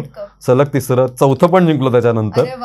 मग 5व्यामध्ये पण आम्ही आत्ता मी सलग 4 जिंकलो. मी टोटल 5 वर्ल्ड चॅम्पियनशिप खेळलो. 6 झाल्यात. 5 खेळलो. ह्या वर्षीचाच खेळलो नाही कारण काय बऱ्याच गोष्टी होत्या त्याच्यामध्ये आणि मी पण ट्रेनिंगमध्ये नव्हतो. तर सलग 5 वर्ल्ड कप खेळलो मी भारताकडनं. म्हणजे एकटा प्लेअर होतो ज्याला 5ही वर्ल्ड कप खेळायला मिळालेत ॲज अ इंडियन टीम. आणि त्यात 2 वर्ल्ड कपमध्ये कॅप्टन्सी केली. आणि मग इंटरनॅशनल रेकॉर्ड पण झाला माझा 2019मध्ये जिथं मी पहिला प्लेअर झालो ज्यांनी 100पेक्षा जास्ती वर्ल्ड चॅम्पियनशिपमध्ये गोल मारले. मस्त. खूप छान. ही जी तुझी जर्नी आहे की तू सांगताना म्हणालास तू ते हायलाईट केलंस की change is the only constant Wien you play for that much of a period. किती 3 वर्ष 4 वर्ष डोक्यावरून पाणी. पीक पिरियड जो आहे तो 5 वेळेला 6 वेळेला वर्ल्ड कप खेळून 4 वर्ष ती जिंकत राहणं ही जी गोष्ट आहे ही काही मामूली नाहीये आणि ती तू केली आहेस. आणि एवढ्या मेहनतीने 2017ला जेव्हा तुम्ही वर्ल्ड कप जिंकलात तेव्हा तो जिंकल्याच्या नंतर समजा घरी येऊन तुला म्हणालं कोणी की आता बास झालं खेळणं आता थोडं जरा धंदा पाण्याचं बघा तर मी इमॅजिन करू शकते की तुला त्यावेळेला काय वाटलं असेल. तर ही फेज होती का तुझ्या लाईफमध्ये की तुझं इंजिनिअरिंग चालू आहे खेळ पण चालू आहे. सो परत जेव्हा मी आलो होतो जसं तुम्ही म्हणला की तशा सिच्युएशन मधनं जिंकून वगैरे घरी येणं आणि परत तुला म्हणणं की आता बास जरा खेळणं कमी कर आणि कामाला हा मुद्दा पहिल्या दिवशी नाही आला पण हा आला की आता वय पण झालंय 22 पर्यंत आलंय. आता ह्याच्या पुढे तुझं करिअरचं पण प्रॅक्टिकॅलिटीवरती येणं गरजेचं आहे की बाबा कमर्शियली यातनं आउटपुट काही नाहीये. मेंटल आणि फिजिकल सॅटिस्फॅक्शन खूप आहे. आवड आहे. हॉबी आहे. सगळं आहे. ही ग्राउंड रिअलिटी पण आता गरजेची आहे की तुला काहीतरी तुझ्या हिशोबाने जे कमवच्या हिशोबाने करावं लागणार. घरच्या रिस्पॉन्सिबिलिटी घरचे बिझनेसेस आहेत ज्याच्यामध्ये तू जर आत्तापासून उतरला तर तुला ते आत्तापर्यंत शिकायला मिळेल. नाही तर पुढे जाऊन तुला परत तेच प्रॉब्लेम येणार आहेत की बाबा पहिल्यापासून कुठेतरी सुरू कर. मी 30 वगैरे पर्यंत खेळलो ओढून ताणून आणि बाकी काही केलंच नाही तर 30 नंतर मला हे परत नवीन शिक्षण घ्यायला लागणार, 10-12 वर्ष घालवायला लागणार, मग मी तो धंदा करू शकणार. ह्याचं पण मला थोडी जाणीव व्हायला लागली त्या फेजमध्ये. पण मी त्या विचारात होतो की बाबा काहीतरी आता काम करणं तर गरजेचं आहे. इंजिनिअरिंग झाल्यानंतर मी जॉईन झालो होतो बिझनेसला. मी मल्टिपल कामांमध्ये इन्व्हॉल्व्ह झालो. फॅक्टरीचं प्रोडक्शन मध्ये इन्व्हॉल्व्ह झालो. स्मार्ट कंपोस्टिंग मशीन जे बनवतो त्याच्या असेंब्ली लाईनमध्ये बसायचो आम्ही. 1 वर्ष तिथं काम केला. खेळता केला म्हणजे असं फुल टाइम. सकाळी 8 ते 5 फॅक्टरीत, 5 नंतर मग बाकी सगळं, आणि 8च्या आधी सगळं खेळायचं सही काय ते 8च्या आधी आणि 5च्या नंतर. पण 8 ते 5 मध्ये प्रॉपर फॅक्टरीमध्ये शिक्षण सुरू केलं प्रॅक्टिकल लेवलचं. मशीन असेंब्ली शिकली. त्याच्यानंतर मग मी डिझाईन मध्ये पडलो. वडिलांची इच्छा होती डिझाईन शिकलं पाहिजे, कारण की ह्याच्या पुढे जर कोण सक्सेसर पाहिजे तर पहिला फॅमिलीमध्ये मीच आहे सगळ्यात मोठा, ज्याला इंजिनिअरिंगची बॅकग्राऊंड माहिती असणं गरजेचं आहे, किंवा त्याला पुढचा धंदा सांभाळायचा तर मी पहिला. सो ही मला वेगवेगळ्या प्रकारे समजवलं गेलं की तुझं आता हे पण गरजेचं आहे, हे पण महत्वाचं आहे. आता आम्ही अजून किती वर्ष बघणार, अशा गोष्टी पण आम्हाला रिटायर व्हायचे, अशा गोष्टी सुरू केल्या त्यांनी. तर मी त्याच्यामध्ये पण थोडा म्हटलं की आता आहे गरजेचं, त्याचं इम्पॉर्टन्स आहे. मी जे करतोय ते मला प्रॅक्टिकल स्वतः सॅटिस्फॅक्शन देईल, मला त्याचा पण इम्पॉर्टन्स आहे. त्याचा पर्याय काय. 19 मध्ये खेळलो तर त्याच्यानंतर अजून थोडं सिरियस व्हायला लागल्या गोष्टी. बाबा आता विचार कर रे बाबा, असं की काहीतरी कमी कर, कुठंतरी ठीक आहे तू अख्खा दिवस घालवतोय तुझा इकडं तिकडं खेळ काम करून, पण आता अजून थोडं इथं कमी करायला लाग, इथं वाढवायला लाग. आणि मला थोडी जाणीव झाली. ते 22ला पोहोचलो होतो, आता काहीतरी करणं पण गरजेचं आहे. पण मला स्पोर्ट्स सोडायचं नव्हते. किती काय झालं तरी मला स्पोर्ट्सची मला माहिती की जर आता मी बंद केलं, मला माहित होतं की 22-23 मी जर बंद केलं तर माझं कनेक्शन कम्प्लीट तुटणार. मला कुठंच स्पोर्ट्स मध्ये चालू राहता येणार नाही, आणि काम एकदा सुरू होतं, काम एक्सरसाइज चालू आहे, पण खेळ हा खेळता नाही येणार हे मला जाणवलं होतं. मी इथून जर कमी करायला लागलो तर मला तिथं कमी करताना जाणवायला लागलं होतं की हे जर बंद झालं तर खूप अवघड. तर मी विचार करायला लागलो की मला स्पोर्ट्स मध्ये असोसिएटेड व्हायला तर काय करते, तर बिझनेस स्पोर्ट्स मध्ये काहीतरी करायचाच या विचारात होतो की जो मला मेंटल सॅटिस्फॅक्शन साठी कायमस्वरूपी राहील आणि मी खेळाशी कायम संबंधित राहील. सो 2018 मध्ये मी इंडिया प्लेट म्हणून कंपनी सुरू केली. आणि हे चालू करायच्या मागची स्टोरी पण अशी होती की वडिलांनी मला सांगितलं, मी बाहेर जाऊन मास्टर्स करून MBA करून याचा विचार करत होतो, आणि मॅनेजमेंटमध्ये माझा इंटरेस्ट होता, कारण की 2 वर्ष मी काम केलं प्रॅक्टिकली डिझाईन आणि इंजिनिअरिंग लेवलला. मला तेवढा तो इंटरेस्ट जनरेट होत नव्हता किंवा मला तेवढा वेळ घालवला की त्रास व्हायचा. मी डिझाईन करायला बसलोय तो एखादा माणूस तासाभरात करेल तो मी त्याला 10 तास लावतो. तसा आउटपुट पण येत नव्हता प्रॅक्टिकल लेवल, आणि स्वतःला फक्त बंद करत होतो. तसा आउटपुट पण नाही, हे पण नाही म्हणल्यावर मग मी थोडं कन्व्हिन्स केली मला मॅनेजमेंट साईड किंवा मार्केटिंग साईड मी बघतो. मार्केटिंग साईड बघायला माझी इथं इंटरेस्ट आला, मला तो आवड होती, थोडं बोलणं वागणं भेटणं लोकांची आहे पहिल्यापासून. तर त्यामुळे मला तो साईड होती इंटरेस्ट. मी विचारलं MBA करू का, किंवा मला दुसरा एक डोक्यात विचार आहे जो तुम्ही सांगा की काय केलं पाहिजे. मग मी बिझनेसचं माझं प्रपोजल विचारलं, असं असं माझ्या डोक्यात आहे, मला स्केटिंगचा बिझनेस सुरू करायचा आहे, स्केट ट्रेडिंग करायचं. मी अभ्यास केलेला आहे माझ्या बाजूचा की अशा असे काही ब्रँड जे इंडियामध्ये नाही आहेत जे आपल्याला आणले तर फायद्यात राहू शकतं. मला ऍज अ प्लेअर जो काही रिस्पेक्ट मिळाला, आणि मी सगळ्यांची नीट वागलो होतो, प्लेयर्स पासून कोचेस पासून मॅनेजमेंट पर्यंत कोणाचं माझं कधी काही चुकीचं वागणं नव्हतं. कधी कुठे वेळ आली सगळ्यांनी मला मदत केली होती, कारण मी त्यांच्याशी तसंच त्यांना हेल्प केली आहे, शिकवलंय, जेव्हा गायडन्स लागला तेव्हा दिलाय ज्युनियर्स लोकांना, सिनियर्स लोकांना. त्याच्यामुळे मला तसा तो एक्सेप्टन्स होता मार्केटमध्ये की बाबा मी काहीतरी जर बिझनेस सुरू केला तर मला एक अपर हँड मिळेल, ह्याची मला थोडीशी आता सेल्फ बिलीव्ह होती. सो मी हे प्रपोजल ठरवलं की असं असं आहे.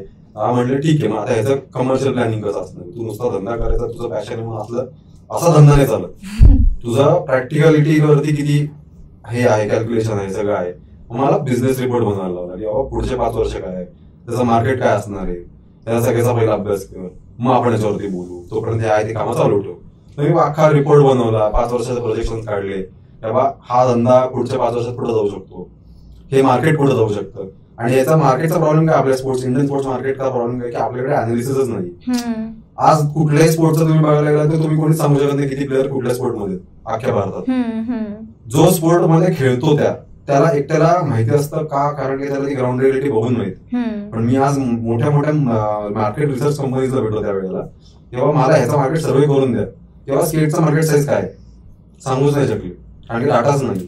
कुठून काढणार डाटा, मिळूच शकत नाही, कारण की स्कूल्स, कॉलेज, ग्रामीण लेवलला, डिस्ट्रिक्ट लेवलला, महाराष्ट्र सिटी एरियामध्ये क्लब्स कुठं कुठे आहेत, किती प्लेयर्स खेळतात, शाळेत कुठल्या घेतात, मी सुद्धा सांगायला लागलो त्यांना की अरे असा सगळा डाटा लागेल, तरी सुद्धा त्यांना नाही मिळाला. मग शेवटी मी माझ्या हिशोबाने वर्कआउट केलं की नॅशनल लेवलला किती मुलं खेळतात, त्याच्यामुळे स्टेट लेवलला किती असतात, मग माझ्या स्टेटमध्ये किती. सो महाराष्ट्र टेक्निकली सगळे जास्त प्लेयर्स असतात, मग त्याच्या रेशिओमध्ये मी डिवाइड करायला लागलो की इथे एवढे प्लेयर्स असतात, इथे टक्केवारी किती असू शकतात. सो प्रिसाइज कॅल्क्युलेशन वरती मी प्रपोजल दिलं की असं आहे, आणि 50-60 प्लेअर पासून सुरुवात करायची सीट विकायला, धंदा करायला, पहिला ट्रेड करायला. मी कंपनीशी त्याच्या आधीपासून बोललो होतो मुद्दाम विवाहामध्ये प्लेस करायचा, मेल करत होतो सगळ्यांना की बाबा असं मला करायचंय, तुम्ही देता अप्रोच. आणि नशिबाने त्या कंपनीने मला अप्रुव्हल दिलं की बाबा आपण जाऊ शकतो पुढे, तर आम्हाला आमची क्वेश्चनरी भरून पाठव. सगळे आन्सर दिले, मार्केट साईज सांगितलं. मग त्यांनीच मला पहिलं, त्यांनी पण हेच विचारलं मला, म्हणजे तेव्हा तिथं मला लिंक लागली की बाबा जे काय विचारत होते आणि जे मी कंपनीला जेव्हा विचारत होतो की त्यांनी कंपनीने मला सेम प्रश्न विचारले की तुझी कॅपॅसिटी काय, तुझी प्लेसमेंट काय, मार्केट काय तुला माहितीये का इंडियातलं, किती लोक या लेवलचे स्किल घेऊ शकतात, काय आहे, हे सगळं मला तिकडून विचार करून समजायला लागली. नुसतं पॅशन असून गरजेचं, धंद्यामध्ये पॅशनेट होणं हे पॉसिबल, नुसतं पॅशन असणं गरजेचं नाही. Passion is upper hand for sure. तुम्ही 5 तासाच्या ऐवजी 10 तास घालवा कामात त्या, पण तुम्हाला ग्राउंड रिलेटिव्ह माहिती पाहिजे की तुम्ही कसं ते पेनिट्रेट करू शकता मार्केट धंद्याच्या हिशोबाने. मग ते सगळं तिकडं समजल्यावर मी ट्रेडिंग सुरू केलं. पहिल्या वर्षी स्केटिंगला सुरू केलं, 50 पेअर मागवले, 3 महिन्यात सोडलं. म्हणजे मला जो रिस्पॉन्स झाला ते एक्सेप्टन्स मिळालं, मला ते मी जसं इफेक्ट करतो तसं मिळालं. पण मला तिथून समजलं की ह्याच्या पुढचं सर्कल ब्रेक करणं अवघड, कारण की पहिल्या लेवलचे तुमच्या ओळखीतले लोक सगळे घेतात स्केट मार्केटमध्ये, नाही घेणार ना, कारण की सगळ्यात चांगला स्केट होता तो मार्केटमध्ये, जगातला चांगला स्केट होता, त्यांच्या ब्रँडमध्ये स्केट होते. ह्याच्या पुढचे जे आहेत किंवा ह्याच्या पुढचे जे माहित नसलेले कोचेस, डीलर्स, ते प्लेयर्सच्या खालचे, सो माझ्या स्टेटमध्ये मी सगळीकडे विकू शकतो. मी दरवेळेस युपी, बिहार, झारखंड, जम्मू आणि काश्मीर या साईडला मी नाही विकू शकत ना. त्यांच्या लहान मुलं मला नाही ओळखत डायरेक्ट, नुसतं नाव ऐकलेलं असतं, पण मी ॲज अ बिझनेस त्याचे पेरेंट्स थोडे ओळखतात, त्याचे कोचेस थोडे ओळखतात. सो तो सगळ्यात मोठा चॅलेंज होता. दुसऱ्या वर्षी मग मी तिथून सगळं वाढवायला लागलो, 10 ठिकाणी फिरणं, भारतभर फिरलो, मार्केट सेट केला, थोडा डीलर्स अपॉइंट करायला सुरू केली, त्यात सुद्धा बरंच पैसे मोजून शिकलो. बाबांनी मला ते सांगितलं की बाबा तुला शिक्षण हे कधी फुकट होत नाही, शिक्षण काय तुला पैसे मोजायला लागतात कशा ना कशा तरी पर्याय. आणि हे मला तेव्हा समजलं, मी आपण म्हणतो कुठं पैसे मोजते, कमवतोय ना असं करून, ते त्या प्रोसेस मला समजलं की किती पैसे मोजले मी ते धंदा करता शिकण्यामध्ये. मग ते झालं, मग मला समजलं की 5-7% ग्रोथ आहे. मग मी दुसरा धंदा सुरू केला त्यात पॅरलल सपोर्ट करायला. मला सेलिब्रिटी, माझे टार्गेट ठेवले होते की मला काहीतरी असं 1 करोड 2 करोडचा टर्नओव्हर करायचं. सो मी टार्गेट ठेवला होता स्वतःसाठी. पहिल्या 3 वर्षामध्ये मला एवढं पोहोचायचंच आहे. तो पॅरलल व्यवसाय कुठला केला? स्पोर्ट्सवेअरचा. ओके. तर स्पोर्ट्सवेअर सुरू केला त्याच्या अंडर, स्पोर्ट्सवेअर करायला लागलो. स्पोर्ट्सवेअरच्या वेळेस खरं म्हणजे इंडिया ब्लेड पासून स्पोर्ट्सवेअर पर्यंत तू आलास. 2018 ते 2020 मधलीच गोष्ट आहे. मग लॉकडाऊन त्या दरम्यान त्याच्यात नंतर पडला. जसं आम्ही स्पोर्ट्सवेअर सुरू केला त्यावेळेस लॉकडाऊन, तेव्हा मी एटेनिक्स हा ब्रँड ऍक्च्युअली तयार केला. Okay okay. सो तेव्हा जो विचार करायचा वेळ मिळाला मला की स्पोर्ट्सवेअर करायचं तर कसं. इंडिया ब्लेड हे नाव मी स्पोर्ट्सवेअर नाही वापरू शकत जर मला देशभरात जगभरात सगळीकडे विकायचं. कुठलाही कंट्री नेम, देवाचे नेम, हे सगळ्या गोष्टी असतात. म्हणजे of course you should believe and do things for it, but when it comes to a product or a brand, it shouldn't be something that should restrict other people or limit people to approach you for that product. Your product should be accepted in every field. तुमचं नाव हेच कुठलंही, म्हणजे आज मी cup बनवायचं ठरवलं, मी cup विकू शकतो नाव, table बनवणं टेबल विकू शकतो, असं ते नाव पाहिजे. असं पण माझ्या विचार टाकले काही लोकांनी. जसं मी बोललो, आमचे काही ग्राफिक डिझायनर्स आहेत, सर लोक आहेत, गोविंद कामत तुम्हाला माहितीच असतील, तर त्यांनी पण मला त्यामध्ये बराच गाईड केला होता पुढच्या प्रोसेसमध्ये. अजून आहेत त्याच्यामध्ये. मग वडील त्यांनी पण गाईड केलं, बाकीचे कझिन मित्र लोक आहेत. मग मी ह्या नावाला आलो एटेनिक्स. एटेनिक्स हे नाव पाडताना पण खूप विचार केला, 8 महिने घालवले लोगो बनवण्यात. टेक्निकली तो बनवताना असं होतं की ए म्हणजे माझं नावाचं इनिशियल, 10 म्हणजे माझा जर्सी नंबर जेव्हा मी 10 वर्ष इंडियासाठी होती, नंबर 10 फॉर 10 इयर्स, असं ते सगळी स्टोरी होती. आणि एक्स म्हणजे काय तर स्पोर्ट्स सोडून, ऍज अ प्लेअर सोडून मी काहीतरी मल्टिप्लाय करतोय स्पोर्ट्समध्ये, म्हणून तो एक्स टाकला शेवटी. सो एटेनिक्स असं ते नाव तयार झालं. मग त्याच्यानं लोगो डिझाईन झाला. मग त्याचे तो स्टार आहे लोगोच्या पुढचा, त्या स्टार मध्ये इतकं डिटेल की ते 4 हेड्स आहेत. ते 4 हेड्स म्हणजे मी 4 वर्ल्ड चॅम्पियनशिप जिंकलो. ओके. आणि ते 4 ए मधनं बनवलं. ओके. सो त्याला तसा टेक्निकल लेवलला खूप अभ्यास करून तो लोगो डिझाईन केला गेला. मग स्पोर्ट्सवेअर सुरू केलं, स्पोर्ट्सवेअर पण केलं. मग तिथे शिकलो की बाबा तुम्ही एक तर खूप मोठं खेळलं पाहिजे त्याच्यामध्ये. जसं मार्केटमध्ये मोठे ब्रँड तुम्हाला कसं मोठं होऊ देत नाहीत. चांगले लेबर, चांगले टेक्निकल मशिनरी आणि सगळ्या फॅक्टरीज ज्या आहेत ते सगळ्या फक्त खूप हायर क्वांटिटीला काम करतात. म्हणजे तुम्हाला ते फिनिश ती क्वालिटी हवी असेल, तुम्हाला त्या क्वांटिटीमध्ये खेळलं तर तुम्हाला ती क्वालिटी मिळेल. हे मार्केटमध्ये आहे प्रॉब्लेम. हे मला माहित नव्हतं. मी करायचं म्हणून, शिकायचं म्हणून करायला सुरू केलं. मग नायकीचं रिव्हर्स इंजिनिअरिंग केलं, थोडं इकडचा अभ्यास केला की हे कसे बनवतात, काय टेक्निकॅलिटीज आहेत, फॅब्रिक कसं सिलेक्शन असतं, टेस्ट प्रोसेस खूप असतात. हे आपल्या लेवल नवीन स्टार्ट होणाऱ्या लेवलला ते पॉसिबलच नाही. आम्ही त्याच्यावर काम करून, त्याच्यावर अभ्यास करून वेळ घालवला 6-8 महिने. म्हणलं स्पोर्ट्सवेअर हा, मग मला ब्रँड एस्टॅब्लिश करायला मिळालं. एक्सेप्ट पण झालं स्पोर्ट्सवेअर, खूप चांगला सेल झाला रोलर स्पोर्ट्स. पण तिथं मला एक समजलं की स्केटिंग फील्डमध्ये माझ्या स्पोर्ट्सवर खूप जाते, कारण की मला ऍज अ ब्रँड एक्सेप्ट करायला लागलो त्या रोलर स्पोर्ट्स मध्ये, की बाबा हा प्लेअर आहे ना, ह्यांनी काहीतरी केलंय, ह्याच्या नावावरती आपण ह्याचा प्रोडक्ट विकत घेणार, अशा लेवलला मला ती जाणीव लागली. प्लेयर्स घेत आहेत, पण हेच जर मी बास्केटबॉल, फुटबॉल, व्हॉलीबॉल याच्यामध्ये गेलो, मी स्टॉल लावला तर तसा सेम नाही होते, कारण की ते मला लोकांपर्यंत तेवढं पोहोचलेलंच नाही किंवा जगाला तेवढं मी पोहोचलेलंच नाही, अजून सुरुवातच आहे. मग ते कसं सस्टेन करायचं, त्याचं मार्केटिंग प्लॅन कसे करायचे, याच्यावरती खूप गरज केला. पॅरलली मग जर्सीज वगैरे सपोर्ट, मग जर्सीज, कस्टम वेअर हे सगळं सुरू केलं स्पोर्ट्स स्पेसिफिक, कारण की पॅटर्न खूप टेक्निकल लेवलला डेव्हलप केलं. ते इंजिनिअरिंग बॅकग्राऊंड असल्यामुळे ते डोकं तिकडे लावलं गेलं. ते पण मी म्हणते बाबा इंजिनिअरिंग शिकायचं नसताना शिकलो, पण त्याचा फायदा झाला कुठेतरी मला त्याच्यात. मग ते सगळं डेव्हलप झालं, लॉकडाऊन पडला, सगळा प्रॉब्लेम सुरू झाला तिकडून, की बाबा आता सस्टेन कसं करणार आहे, डीलरचे पैसे नव्हते आले, रोलर स्पोर्ट्सचे स्टॉक अडकून राहिला, स्पोर्ट्सवर निघत नव्हतं. मग मास्क डेव्हलप केले, मास्कला भरपूर सेल मिळाला. मास्क पण आम्ही असं सिंगल फॅब्रिक मध्ये, टेक्निकल डिझाईन मध्ये बनवले. त्यांनी फक्त तो लॉकडाऊनचा पिरियड काढला थोडाफार. त्याच्यानंतर म्हणलं काय असं जर नुसतं भर नव्हते, मी असं टेक्निकली वाढवायच्या हिशोबाने स्केलेबिलिटी होत नाही. मी जेवढे लावतोय ते 10-20% वाढतायत, पण माझ्या ते 10-20% अडकतायत, पण त्यामुळे ग्रोथ होत नाही. कुठेतरी मला आता दुसरं काहीतरी पण बघायला लागेल, किंवा मला जाणवलं की हे 5-7%, 10%च वाढते. पण माझा गोल आहे किंवा मला जर 100 कोटीची कंपनी करायची पुढच्या 10 वर्षात, तर ते होणार नाही आज रेटला किंवा या प्रकारच्या धंद्यांना. बरोबर. तर मग आता ज्या वेळेस म्हणजे आता तू 24 तास दिले तर मी 24 तास खेळेन पासून, आता धंदा पाण्याचं बघ, आम्हालाही रिटायर व्हायचंय नावाचं ब्लॅकमेल पासून, इंटर्नशिप करताना त्या वडिलांच्याकडेच इंटर्नशिप केलेली असताना मित्र जे आहेत ते मात्र जॉईन झाले जॉबसाठी, आणि मला मात्र काहीतरी वेगळं करायचंय म्हणून त्याचा प्रोजेक्ट रिपोर्ट द्यावा लागतोय, त्याच्यासाठी लोन मागावं लागतंय. एवढा सगळा आटापिटा करून एक इंडिया ब्लेड्सची कंपनी जी ती चालू केली आहे, चालू व्हायला लागली आहे, ब्रँड इंट्रोड्यूस करून दिलाय आणि लॉकडाऊन लागलाय. ह्या सगळ्या परिस्थितीमध्ये तुझा फिटनेस आणि तुझं मॉरल जे आहे ते हाय ठेवण्यासाठी काय केलंस तू? सो 2018-19 मध्ये मला इंजुरीज पण खूप झाल्या. ह्याच कारण तेच सांगतो मी, तिथं पण तोच प्रॉब्लेम झाला. जेव्हा मी कमर्शियल आणि कामाचा बॅलन्स आणि स्पोर्ट्सचा बॅलन्स करायला सुरू केली, 50% करायला सुरू केली, तेव्हा माझं निग्लेक्ट झालं स्पोर्ट्सच्या काही ठराविक एरियामध्ये काम करणं, आणि तसाच खेळत होतो मी. खेळत का होतो की मला माहिती मी जोपर्यंत खेळतो तोपर्यंत ब्रँडला एक्सेप्टन्स जास्त मिळणार. त्याचं मागचं एक कारण की आता मला खेळायचं असेल तर मला दुसरं काहीतरी उभं करायला त्याच्यावर आपल्याला खेळावंच लागणार, आणि हे मी समजलो की मला आवडतं, मला थोडं खेळावं लागेल. 5-7 वर्ष खेळीत, त्याच्यानंतर हळू अजून कमी करेल, पण मला ब्रँड प्लेस करायचं तर मी समोर दिसलो पाहिजे, ते प्रोडक्ट विकलं पाहिजे, तर तुम्ही स्वतः घातलं तर विकू शकते, समजलं मला. मग ते करत असताना मला एवढं समजलं की माझं निग्लेक्ट जे होत होतं त्याच्यामुळे माझ्या इंजुरीज वाढल्या. ट्रेनिंग मध्ये कमी, स्ट्रेचिंग हे कमी, ते कमी, खेळताना काहीतरी प्रॅक्टिस मध्ये थोडं सेल्स करतोय, ड्रिल फार नीट नाही करत आहे, फक्त गेमकडे फोकस ठेवतोय. त्याच्या आजूबाजूच्या सराउंडिंग गोष्टी सगळे निग्लेक्ट व्हायला लागले. माझ्या अँकल इंजुरी, शोल्डर इंजुरी हे सगळं झालं. पण मग त्याच्यातनं एवढं समजलं की आता मेंटली पण ट्रेन व्हायला लागतो, कारण की आपण तुम्ही सगळा धंदा करतो, मी एकटा करतो 1.5 वर्ष, माझ्या कंपनीमध्ये दुसरं पण नव्हतं. तेच पॅकेजिंग पासून सगळं डिस्पॅच पर्यंत, पॅकेजिंग, ऑर्डर करणं, कंपन्यांची बोलणं, त्यांच्या रात्री बोलायचं, कारण ते बाहेरच्या कंपन्या सगळ्या, इम्पोर्टचं सगळं बघायचं, तिच्यासाठी एजंट बघायचे, क्लिअरन्स प्रोसेस बघायच्या, त्याचं डॉक्युमेंटेशन काय लागतं ते बघायचं. गव्हर्नमेंटचं काही ना काहीतरी छोटे मोठे कारण काढलं तर ते खूप मोठं नुकसान होतं. तिथं डॉकवरती 1 दिवस जरी डेव्हलप तरी 10-12 रुपये होतं. तिथून दुसऱ्या दिवशी उचलला पाहिजे, हे सगळं कॉर्डिनेशन करायला मी एकटा, मग मलाही त्रास झाला आता काहीतरी. आणि मी इकडे 8-10 तास झालो होते आणि तिथं पण 5-6 तास झाले होते. मला कुठेही शांत डोकं होतच नाही.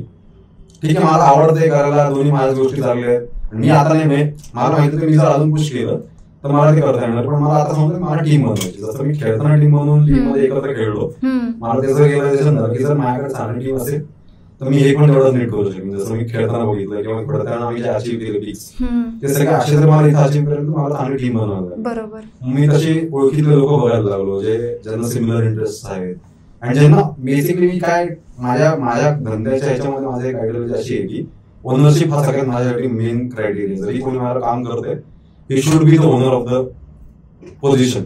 त्याला ती ओनरशिपची रिअलायझेशन पाहिजे. मी सांगतोय म्हणून तो काम करतोय असं मला कुठल्याच पोझिशन मधला माणूस कधीच नको. मी पहिलाच सांगतो काय कोणाला, तुम्ही जर जॉईन होताय ना तर मला तुम्ही तुमचा हा ब्रँड आहे अशा हिशोबाने जर काम करणार असाल तर आपण पुढं ऍज अ टीम चांगलं काम करू शकतो. कारण की मी सगळीकडे जर काम करतो, मार्केटिंग मी बघतोय, सेल्स मी बघतोय, प्रोडक्ट पण मीच बघतोय, काय कसं चेंजेस करायचं तुम्ही असं करत असताना मी जर सगळं डिसिजन घेतो, मला माहिती मी सगळीकडे बरोबर नसणार आणि मी तेवढा वेळ देऊ शकतो. मला एवढं समजलंय तुम्ही जेवढा वेळ ज्या गोष्टी देता तेवढा तुम्ही स्किल करा, डायरेक्टली प्रोपोर्शनली. तुम्ही 10 तास खेळा, 1 तास खेळा. आपण आपल्यामध्ये जरी म्हणलं तुम्ही जर 1 तास तो गेम खेळता, मी 10 तास खेळतोय, मी आज टेक्निकली 9 तास पुढे तुमच्या. हेच मला त्याच्यावरून रिअलाइज झालं की बाबा तुम्ही जेवढा वेळ कुठे घालाल त्याप्रमाणे तुम्ही मल्टिप्लाय होणार. सो मी सांगितलं प्रत्येक डिपार्टमेंटमध्ये तुम्ही ओनर असाल, तुम्हाला त्याची ओनरशिपची ही असेल, तुम्ही तुमचे विचार मांडू शकत असाल तर आपण पुढे जाऊ. मग तीच गोष्ट मी माझ्या फॅमिली बिझनेसमध्ये अप्लाय करायला सुरू केली की बाबा तिकडेही लोक चेंज करायची वेळ आली, तिथे नवीन टीम बनवायची वेळ लागली. कारण ते जुने जनरेशन नवीन जनरेशन मध्ये मॅच होणं पण प्रॉब्लेम होतो, त्यांच्या काही पद्धती असतात. आपल्याला काही टेक आता नवीन गोष्टी आल्यात, पुढच्या गोष्टी आल्यात, चेंजेस करणं गरजेचं आहे. तिथं जर मी ते चेंजेस नाही केलं तर मलाही माहिती तू बंद कुठेतरी मागं पडू शकतो.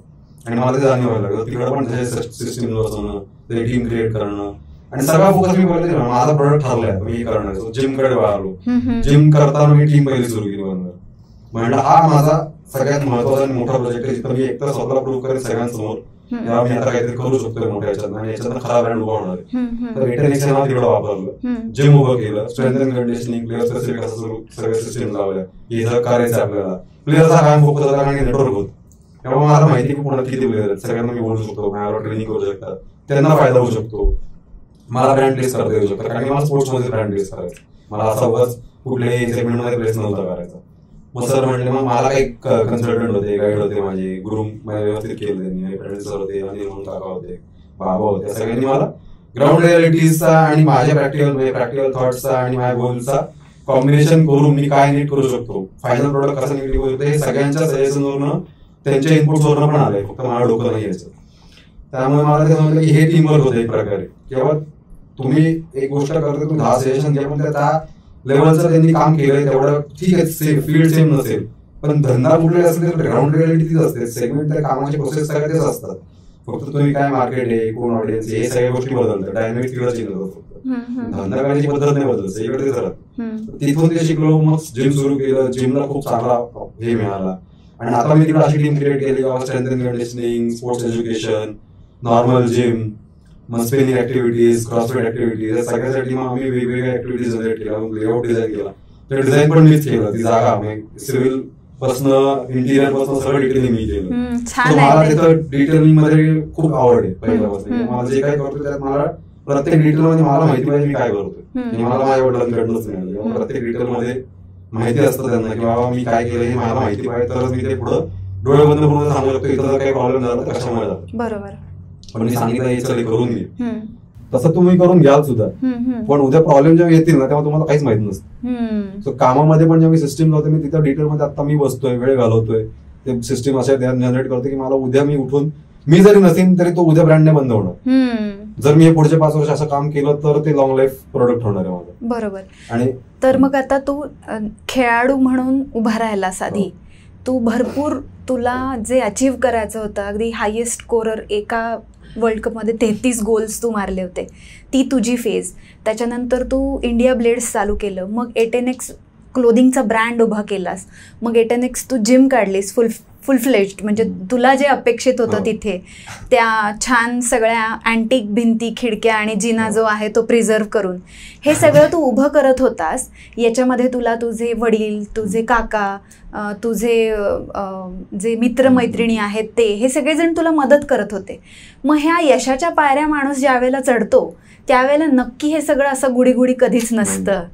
तर असं काही झालं फक्त करत नव्हतं, प्रॉब्लेम पण तर मग असा लक्षात राहील असा खेळात आलेला किंवा बिझनेस सेट करताना आलेला कुठला प्रॉब्लेम आहे का, की हे जे रिअल टाइम वर्ल्ड असतं जिकडे सक्सेस मिळताना सगळेच तुमच्याविषयी खूप हॅपी नसतात, काही लोक खेचतानाही बघतात, तर तो एखादा अनुभव सांगशील आम्हाला? त्या फेज मध्ये जेव्हा मी जिम चालू करणार आहे हे सांगत होतं की मला ही जागा मला द्या, मी भाडं देतो या जागेचं.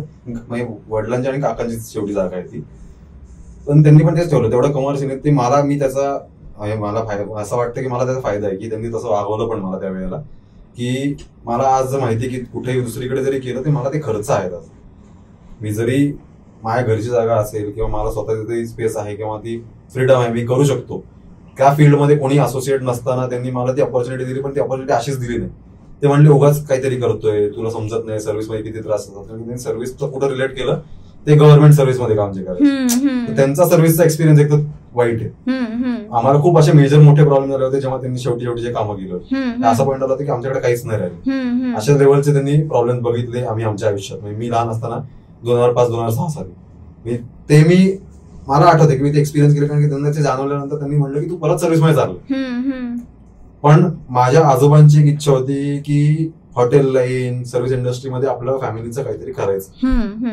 हे मला सांगितलं होतं त्यांनी, पण ते पण आता सांगितलं, ते मला त्याच्या आधी नाही सांगितलं. जेव्हा मी आता हे सक्सेसफुली थोडं केलंय, जिमला तसं उभं झालंय, हे सगळं तेव्हा पण मला असं प्रोजेक्ट रिपोर्ट दे, 10 गोष्टी कर, 100 हे कर, बँकेत जाऊन लोनसाठी अप्लाय कर, आम्ही तुला एवढे काय पैसे देणार नाही, 2-5 लाख रुपये दिले असते तुला ते आमच्याकडनं, ते लोन तुला जर स्टेटला चालू केलं, तिकडून सस्टेन केलं, तुझा तो धंदा चालला, ठीक आहे. पण हे जिमचं आता गणितच सगळे बदलतात. हे 70-80 लाख रुपये खर्च. कर्ज काढलंस? मग कर्ज काढायला लावला मला बँकेतनं कर्ज काढल्यावर मला समजलं की आता तिथं ओव्हरहेड्स काय आहेत, मी तिथं मला बँकेला किती फेडायचे, मग जिम मध्ये कसा धंदा होणार आहे, जिम मध्ये कसा आउटपुट येणार आहे, मग अजून मला काय करायला लागणार आहे जेणेकरून मी हे सगळे मीट करेन. मग माझ्याकडनं भाडंही घ्यायला लागले त्याच्याबरोबर, की नाही भाडं तर तू द्यायचं, जागा आमची, मी दुसरं बंद करेन नाही तर इकडं. म्हणजे मला काय आता प्रॉब्लेम आहे, पण मला ती जागा युटिलाइज करायला शक्यता आहे. पण मी सांगतोय मला का दिली, त्यांना म्हटलं तुम्ही जे कमवताय त्यापेक्षा मी तुम्हाला जास्ती कमवून दाखवू शकतो त्या जागेत. बरोबर. हा मी त्यांना प्रूफ केलं पेपरवर. म्हणजे ते कसोटी जी आहे त्याच्यावर उतरावं लागलं तुला, मला ते दाखवायला लागलं, गुडी नव्हतं ते उगाच पहिलं कायम प्रत्येक मला पण असं तेव्हा पण फ्रस्ट्रेट व्हायचं की अरे दरवेळेस काय त्रास देतात असं. पण त्याचा एक फायदा आहे लॉंग रन वरती, तुम्हाला खूप प्रॅक्टिकल लेवलला क्लिअरिटी द्यायला लागतात. तुम्ही सगळं हातात दिलं तर धंदा करणं तुम्ही पुढे जाऊन प्रॉब्लेम मध्ये येतात. बरोबर. पण तुम्हाला त्या गोष्टी त्या खर्च करायच्या आधीच जर तुम्हाला या सगळ्या गोष्टीत तर त्रास आला तर तुम्ही पुढे जाऊन त्रासच जात, हे नक्की थोडं क्लिअरिटी यायला लागली. बरोबर. अगदी खेळ सुरू झाला त्याच्या आधीपासून तू रोल बॉल मध्ये आहेस. खेळापेक्षा आदित्य गणेशवाडे मोठे होत आहेत असं वाटल्यामुळे काही प्रॉब्लेम्स आले का? होतात. म्हणजे खूप असं मला शेवटी खूप जाणवायला लागलं, कारण की आम्ही खूप वर्ष खेळलो आणि मला असं कुठेही त्यांना कुठल्याही लेवलला कुठल्याही स्टेटच्या किंवा असं कमिटीज असतं त्याच्यात, नुसतं एक माणूस किंवा 2 माणसं जे असे कॉल घेतात असं नसतं. भारतभरातल्या सगळ्या स्टेट फेडरेशन मधनं लोक इन्व्हॉल्ड असतात, पॉलिटिक्स इन्व्हॉल्ड असतं, पॉलिटिकल लोक इन्व्हॉल्ड असतात. आणि मी असा पोझिशनला होतो, माझ्या पीक जेव्हा होता तेव्हा नाही, तेव्हा कोणी काहीच करू शकत नव्हतं. त्यांनाही माहिती होतं की आता जर चुकीच्या ठिकाणी हात घातला किंवा हा प्लेअर मदतही तेवढंच करते, मी असं मी कोणाशी वाईट पण नव्हतं, तेवढंच मी त्यांना सपोर्ट त्यांना मी दाखवत पण, I was proving myself every time when I was going on the ground.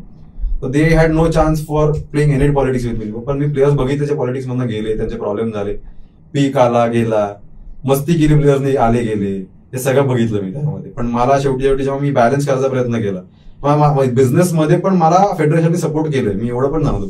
मी ज्या प्रकारचं कॉन्ट्रीब्युशन केलं त्याच्या सुरुवातीच्या स्टार्टला मला स्टॉल लावून देणं, तिथं माझ्याकडनं काही न पैसे घेता बाबा तू लाव, तू विक, तू हे कर, हे फेडरेशनने मला मदत केली.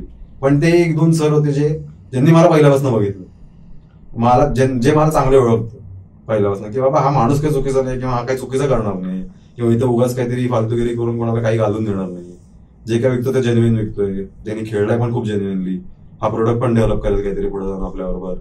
मी त्या माझ्या गोल तसेच होते की यांच्यावर काहीतरी स्किल डेव्हलप करायचा, अजून काही गोष्टी करायच्या टेक्निकल लेवलला.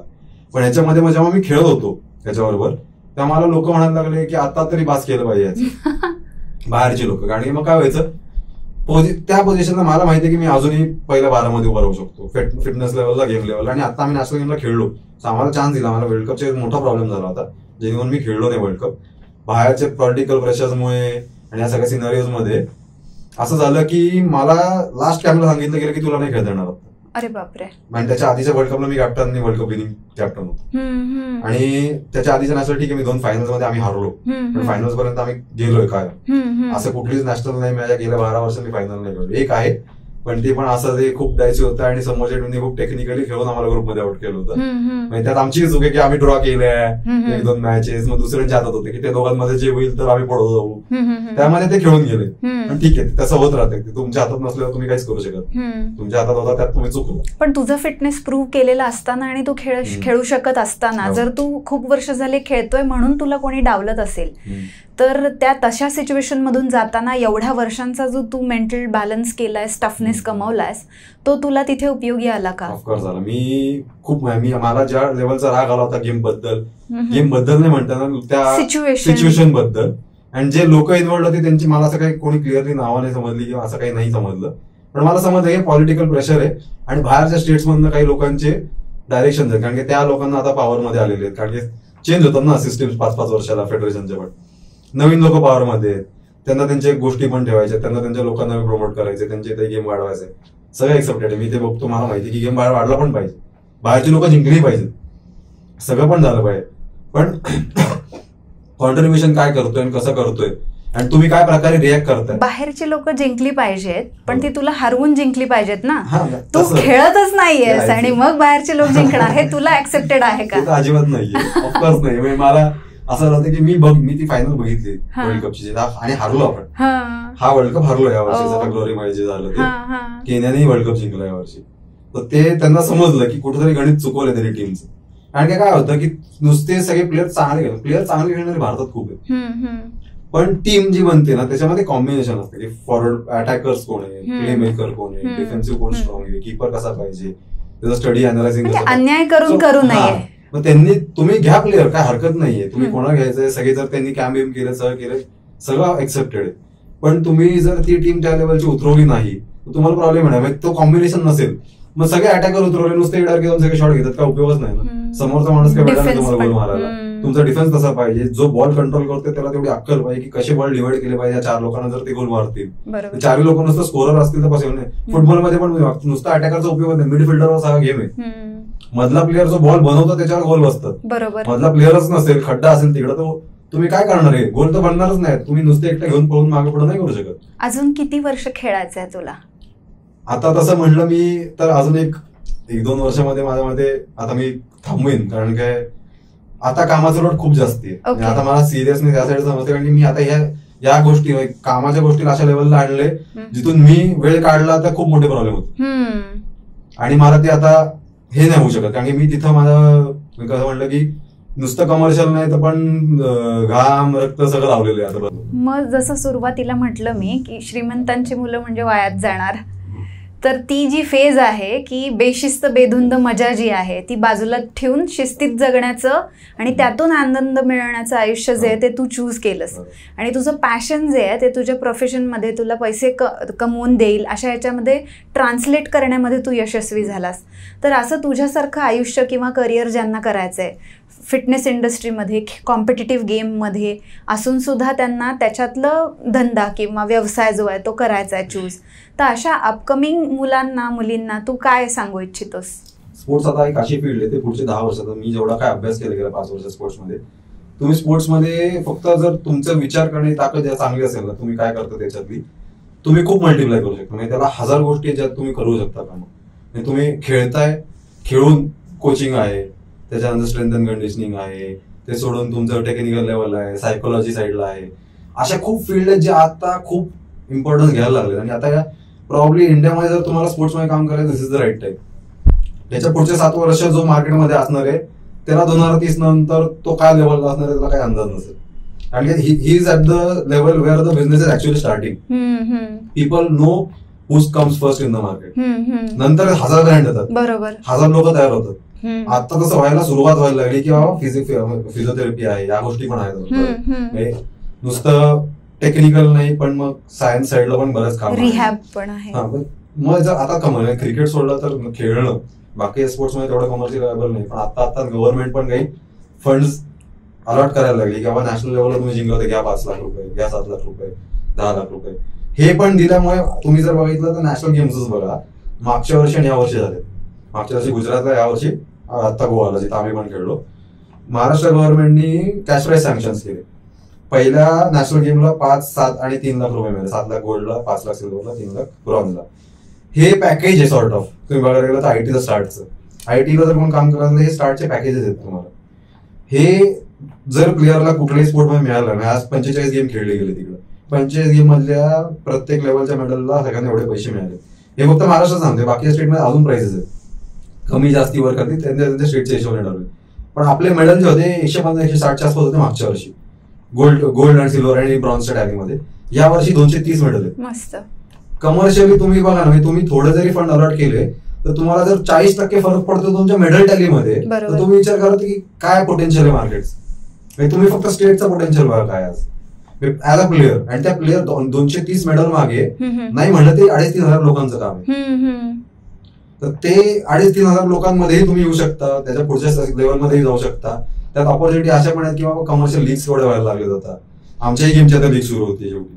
की आता याच्यामध्येही कमर्शियल सुरू व्हायला लागले. पण that is where actually the sports are going to help player be connected with the sport for a longer time. बरोबर. नाही आता दुसरा ऑप्शन आहे, 22 नंतर लोकांना एक डायरेक्शन चूज करावी लागते. बरोबर. जे क्रिकेट खेळतायत ते चांगल्या लेवलला गेले ते खेळू शकतात, कारण की रणजी आणि त्यांना स्टेटला पेज असतात, म्हणजे सॉर्ट ऑफ सॅलरीज मिळते त्यांना. सिटी मध्ये असं सॅलरी मिळणार आहे वर्षभर. नॅशनल लीग मध्ये गेला तर ऑफकोर्स त्यांना काही मोठे मोठे कॉन्ट्रॅक्ट, म्हणजे गव्हर्नमेंट तुम्हाला काहीतरी मेडल मिळाल्याच्या नंतर पैसे देईल, स्पॉन्सर करेल, पण तोपर्यंत ते त्या लोकांना जे मिळत नाहीये त्यांनी त्यांचं पॅशन जे आहे ते कंटिन्यू ठेवून त्याच्यात वेगवेगळ्या गोष्टी एक्सप्लोर करायला पाहिजेत. फक्त कॉम्पिटेटिव्ह खेळाच्या बरोबर आजूबाजूला ज्या गोष्टी आहेत त्याच्याकडून पण डोळे उघडे ठेवून बघायला पाहिजे. मग त्यांचं पॅशन जे ते प्रोफेशन मध्ये कन्वर्ट करणं त्यांना शक्य होईल, असं तुला म्हणायचंय. तसं डायरेक्शन गेलं मग ते म्हणलं की तुम्ही विचार खूप केला पाहिजे, आणि विचार करायची ताकद तुम्ही ती कशी डेव्हलप करू शकता ते हेच की बाबा तुम्ही तुमच्या गेमच्या आजूबाजूला तुम्हाला जर हेच करायचं पुढे जाऊन तुम्ही काय काय करू शकता याचा विचार तुम्ही तेव्हापासूनच केला पाहिजे. बरं. नुसतंच खेळणं नाही, कारण की 15-16 वर्षानंतर मी जे काय मला समजलंय की आज जर 4-5व्या वर्षी जर मुलं खेळायला लागला तर तो 16 वर्षी मोठा प्लेअर होऊ शकतो. जसं म्हणतात की मराठीमध्ये की 10 वर्ष जर तुम्ही धंदा केला तर तुम्ही सेट होता, 10व्या वर्षी तो धंदा नीट चालला, तुम्ही तुमच्या लेवलला पोहोचता. बरोबर. तुम्ही जर खेळात जर तसं बघितलं 5 वर्षाचा जर पोरगा खेळ सुरू झाला 15-16व्या वर्षी तो एका लेवलला जाऊ शकतो. बरोबर. जी नॅशनलच्या वरची लेवल असते. बरोबर. नॅशनल लेवलला त्याला तो कॉन्फिडन्स येतो 15-16व्या वर्षी. 16 22 पर्यंत तो त्याला पीक दाखवू शकतो. बरोबर. त्याच्या पुढे अजून 5-7 वर्ष तो पीक ओढू शकतो. बरोबर. त्याचा कमर्शियल अर्निंग फेज पण खूप मोठा होतो, पण तो त्या वेळेला सुरू झाला पाहिजे. आता या जनरेशन मध्ये समजेल की आता आम्ही आपल्या पुढच्या जनरेशन मुलं जर 5-3 वर्षात शिक्षण आणि खेळ जर बॅलन्स करून खेळायला लागले व्यवस्थित तर तो 16 वर्षाचा तेवढा मोठा प्लेअर झाला तर तो प्लेअर करिअर करू शकतो. पण मी तर सांगेन की तुम्ही त्या वेळेच्या आसपास विचार करायला सुरू करणं गरजेचं आहे 15-16 असताना, की तुम्ही अजून काय करू शकता आजूबाजूला. बरोबर. जर तिथं स्पाईक नाही झालं तर. बरोबर. कारण की तुम्ही नुसतं इमोशनल वाहून जर खेळणारच करून तुम्ही स्वतःलाच पुढे जाऊन मेंटली डिस्टर्ब करा ती शिकायला. बरोबर. तुझ्याविषयी अजून जाणून घेण्याची इच्छा असणाऱ्या लोकांना तू सोशल मीडियावर कुठे सापडशील ते सांगशील? मी ऑलमोस्ट सगळ्या प्लॅटफॉर्मवरती, इंस्टाग्राम, फेसबुक, ट्विटर, लिंक्डइन सगळ्यावरती आहे. आदित्य गणेशवाडी या नावानेच आहे सगळ्या पेजेसवरती. बर. तर तुझी जी आज आपण ऐकलेली जी छोटी गोष्ट आहे तुझ्या प्रवासाची, मस्तीखोर लहान मूल, ओव्हर एनर्जेटिक लहान मूल ते तरुण एनर्जेटिक यंग एंटरप्रेनर, ही ऐकून आम्हाला खूप समाधान वाटलं. आणि तुझ्या पुढील वाटचालीसाठी तुला तुझ्या ब्रँडचा जो कोट्यावधींमध्ये टर्नओव्हर हवा आहे तो होण्यासाठी रोलबॉलमध्ये येणाऱ्या पुढील मुलांना तुझं मार्गदर्शन जे आहे ते मिळण्यासाठी खूप खूप शुभेच्छा. आणि तू आज कोड ब्रेकरला आलास, तुझा वेळ दिलास, तुझी स्टोरी शेअर केली, याबद्दल तुझे खूप खूप मनापासून धन्यवाद. मी कोड ब्रेकरचा खूप धन्यवाद करतो, कारण की मलाही अशी ऑपॉर्च्युनिटी मी एवढं कुठल्याही गोष्टीबद्दल डिटेलमध्ये कुठंच बोललेलो नाही. केलेत मी इंटरव्ह्यू आधी, पण मी एवढ्या डिटेलमध्ये बोलू शकलो नाही. ज्या प्रकारे तुम्ही होस्ट करताय, तुम्ही पण त्याच बॅकग्राऊंड मधून येत आहे शेवटी, त्यामुळे आपण बोलूही शकतो तेवढं जास्ती नीट, की तुम्ही तेवढा एक्सपिरियन्स केलेले प्रॅक्टिकल लेवलला स्पोर्ट्समध्ये. मला ते बोलणं पण तेवढं इझी होतं आणि तुम्हालाही ते रिलेट करणं कनेक्ट होतं. कसा वेळ गेला तर नाही समजणार, पण मला हे खूप चांगलं वाटलं इथं बोलल्याबद्दल. मी धन्यवाद करतो. Thank you so much.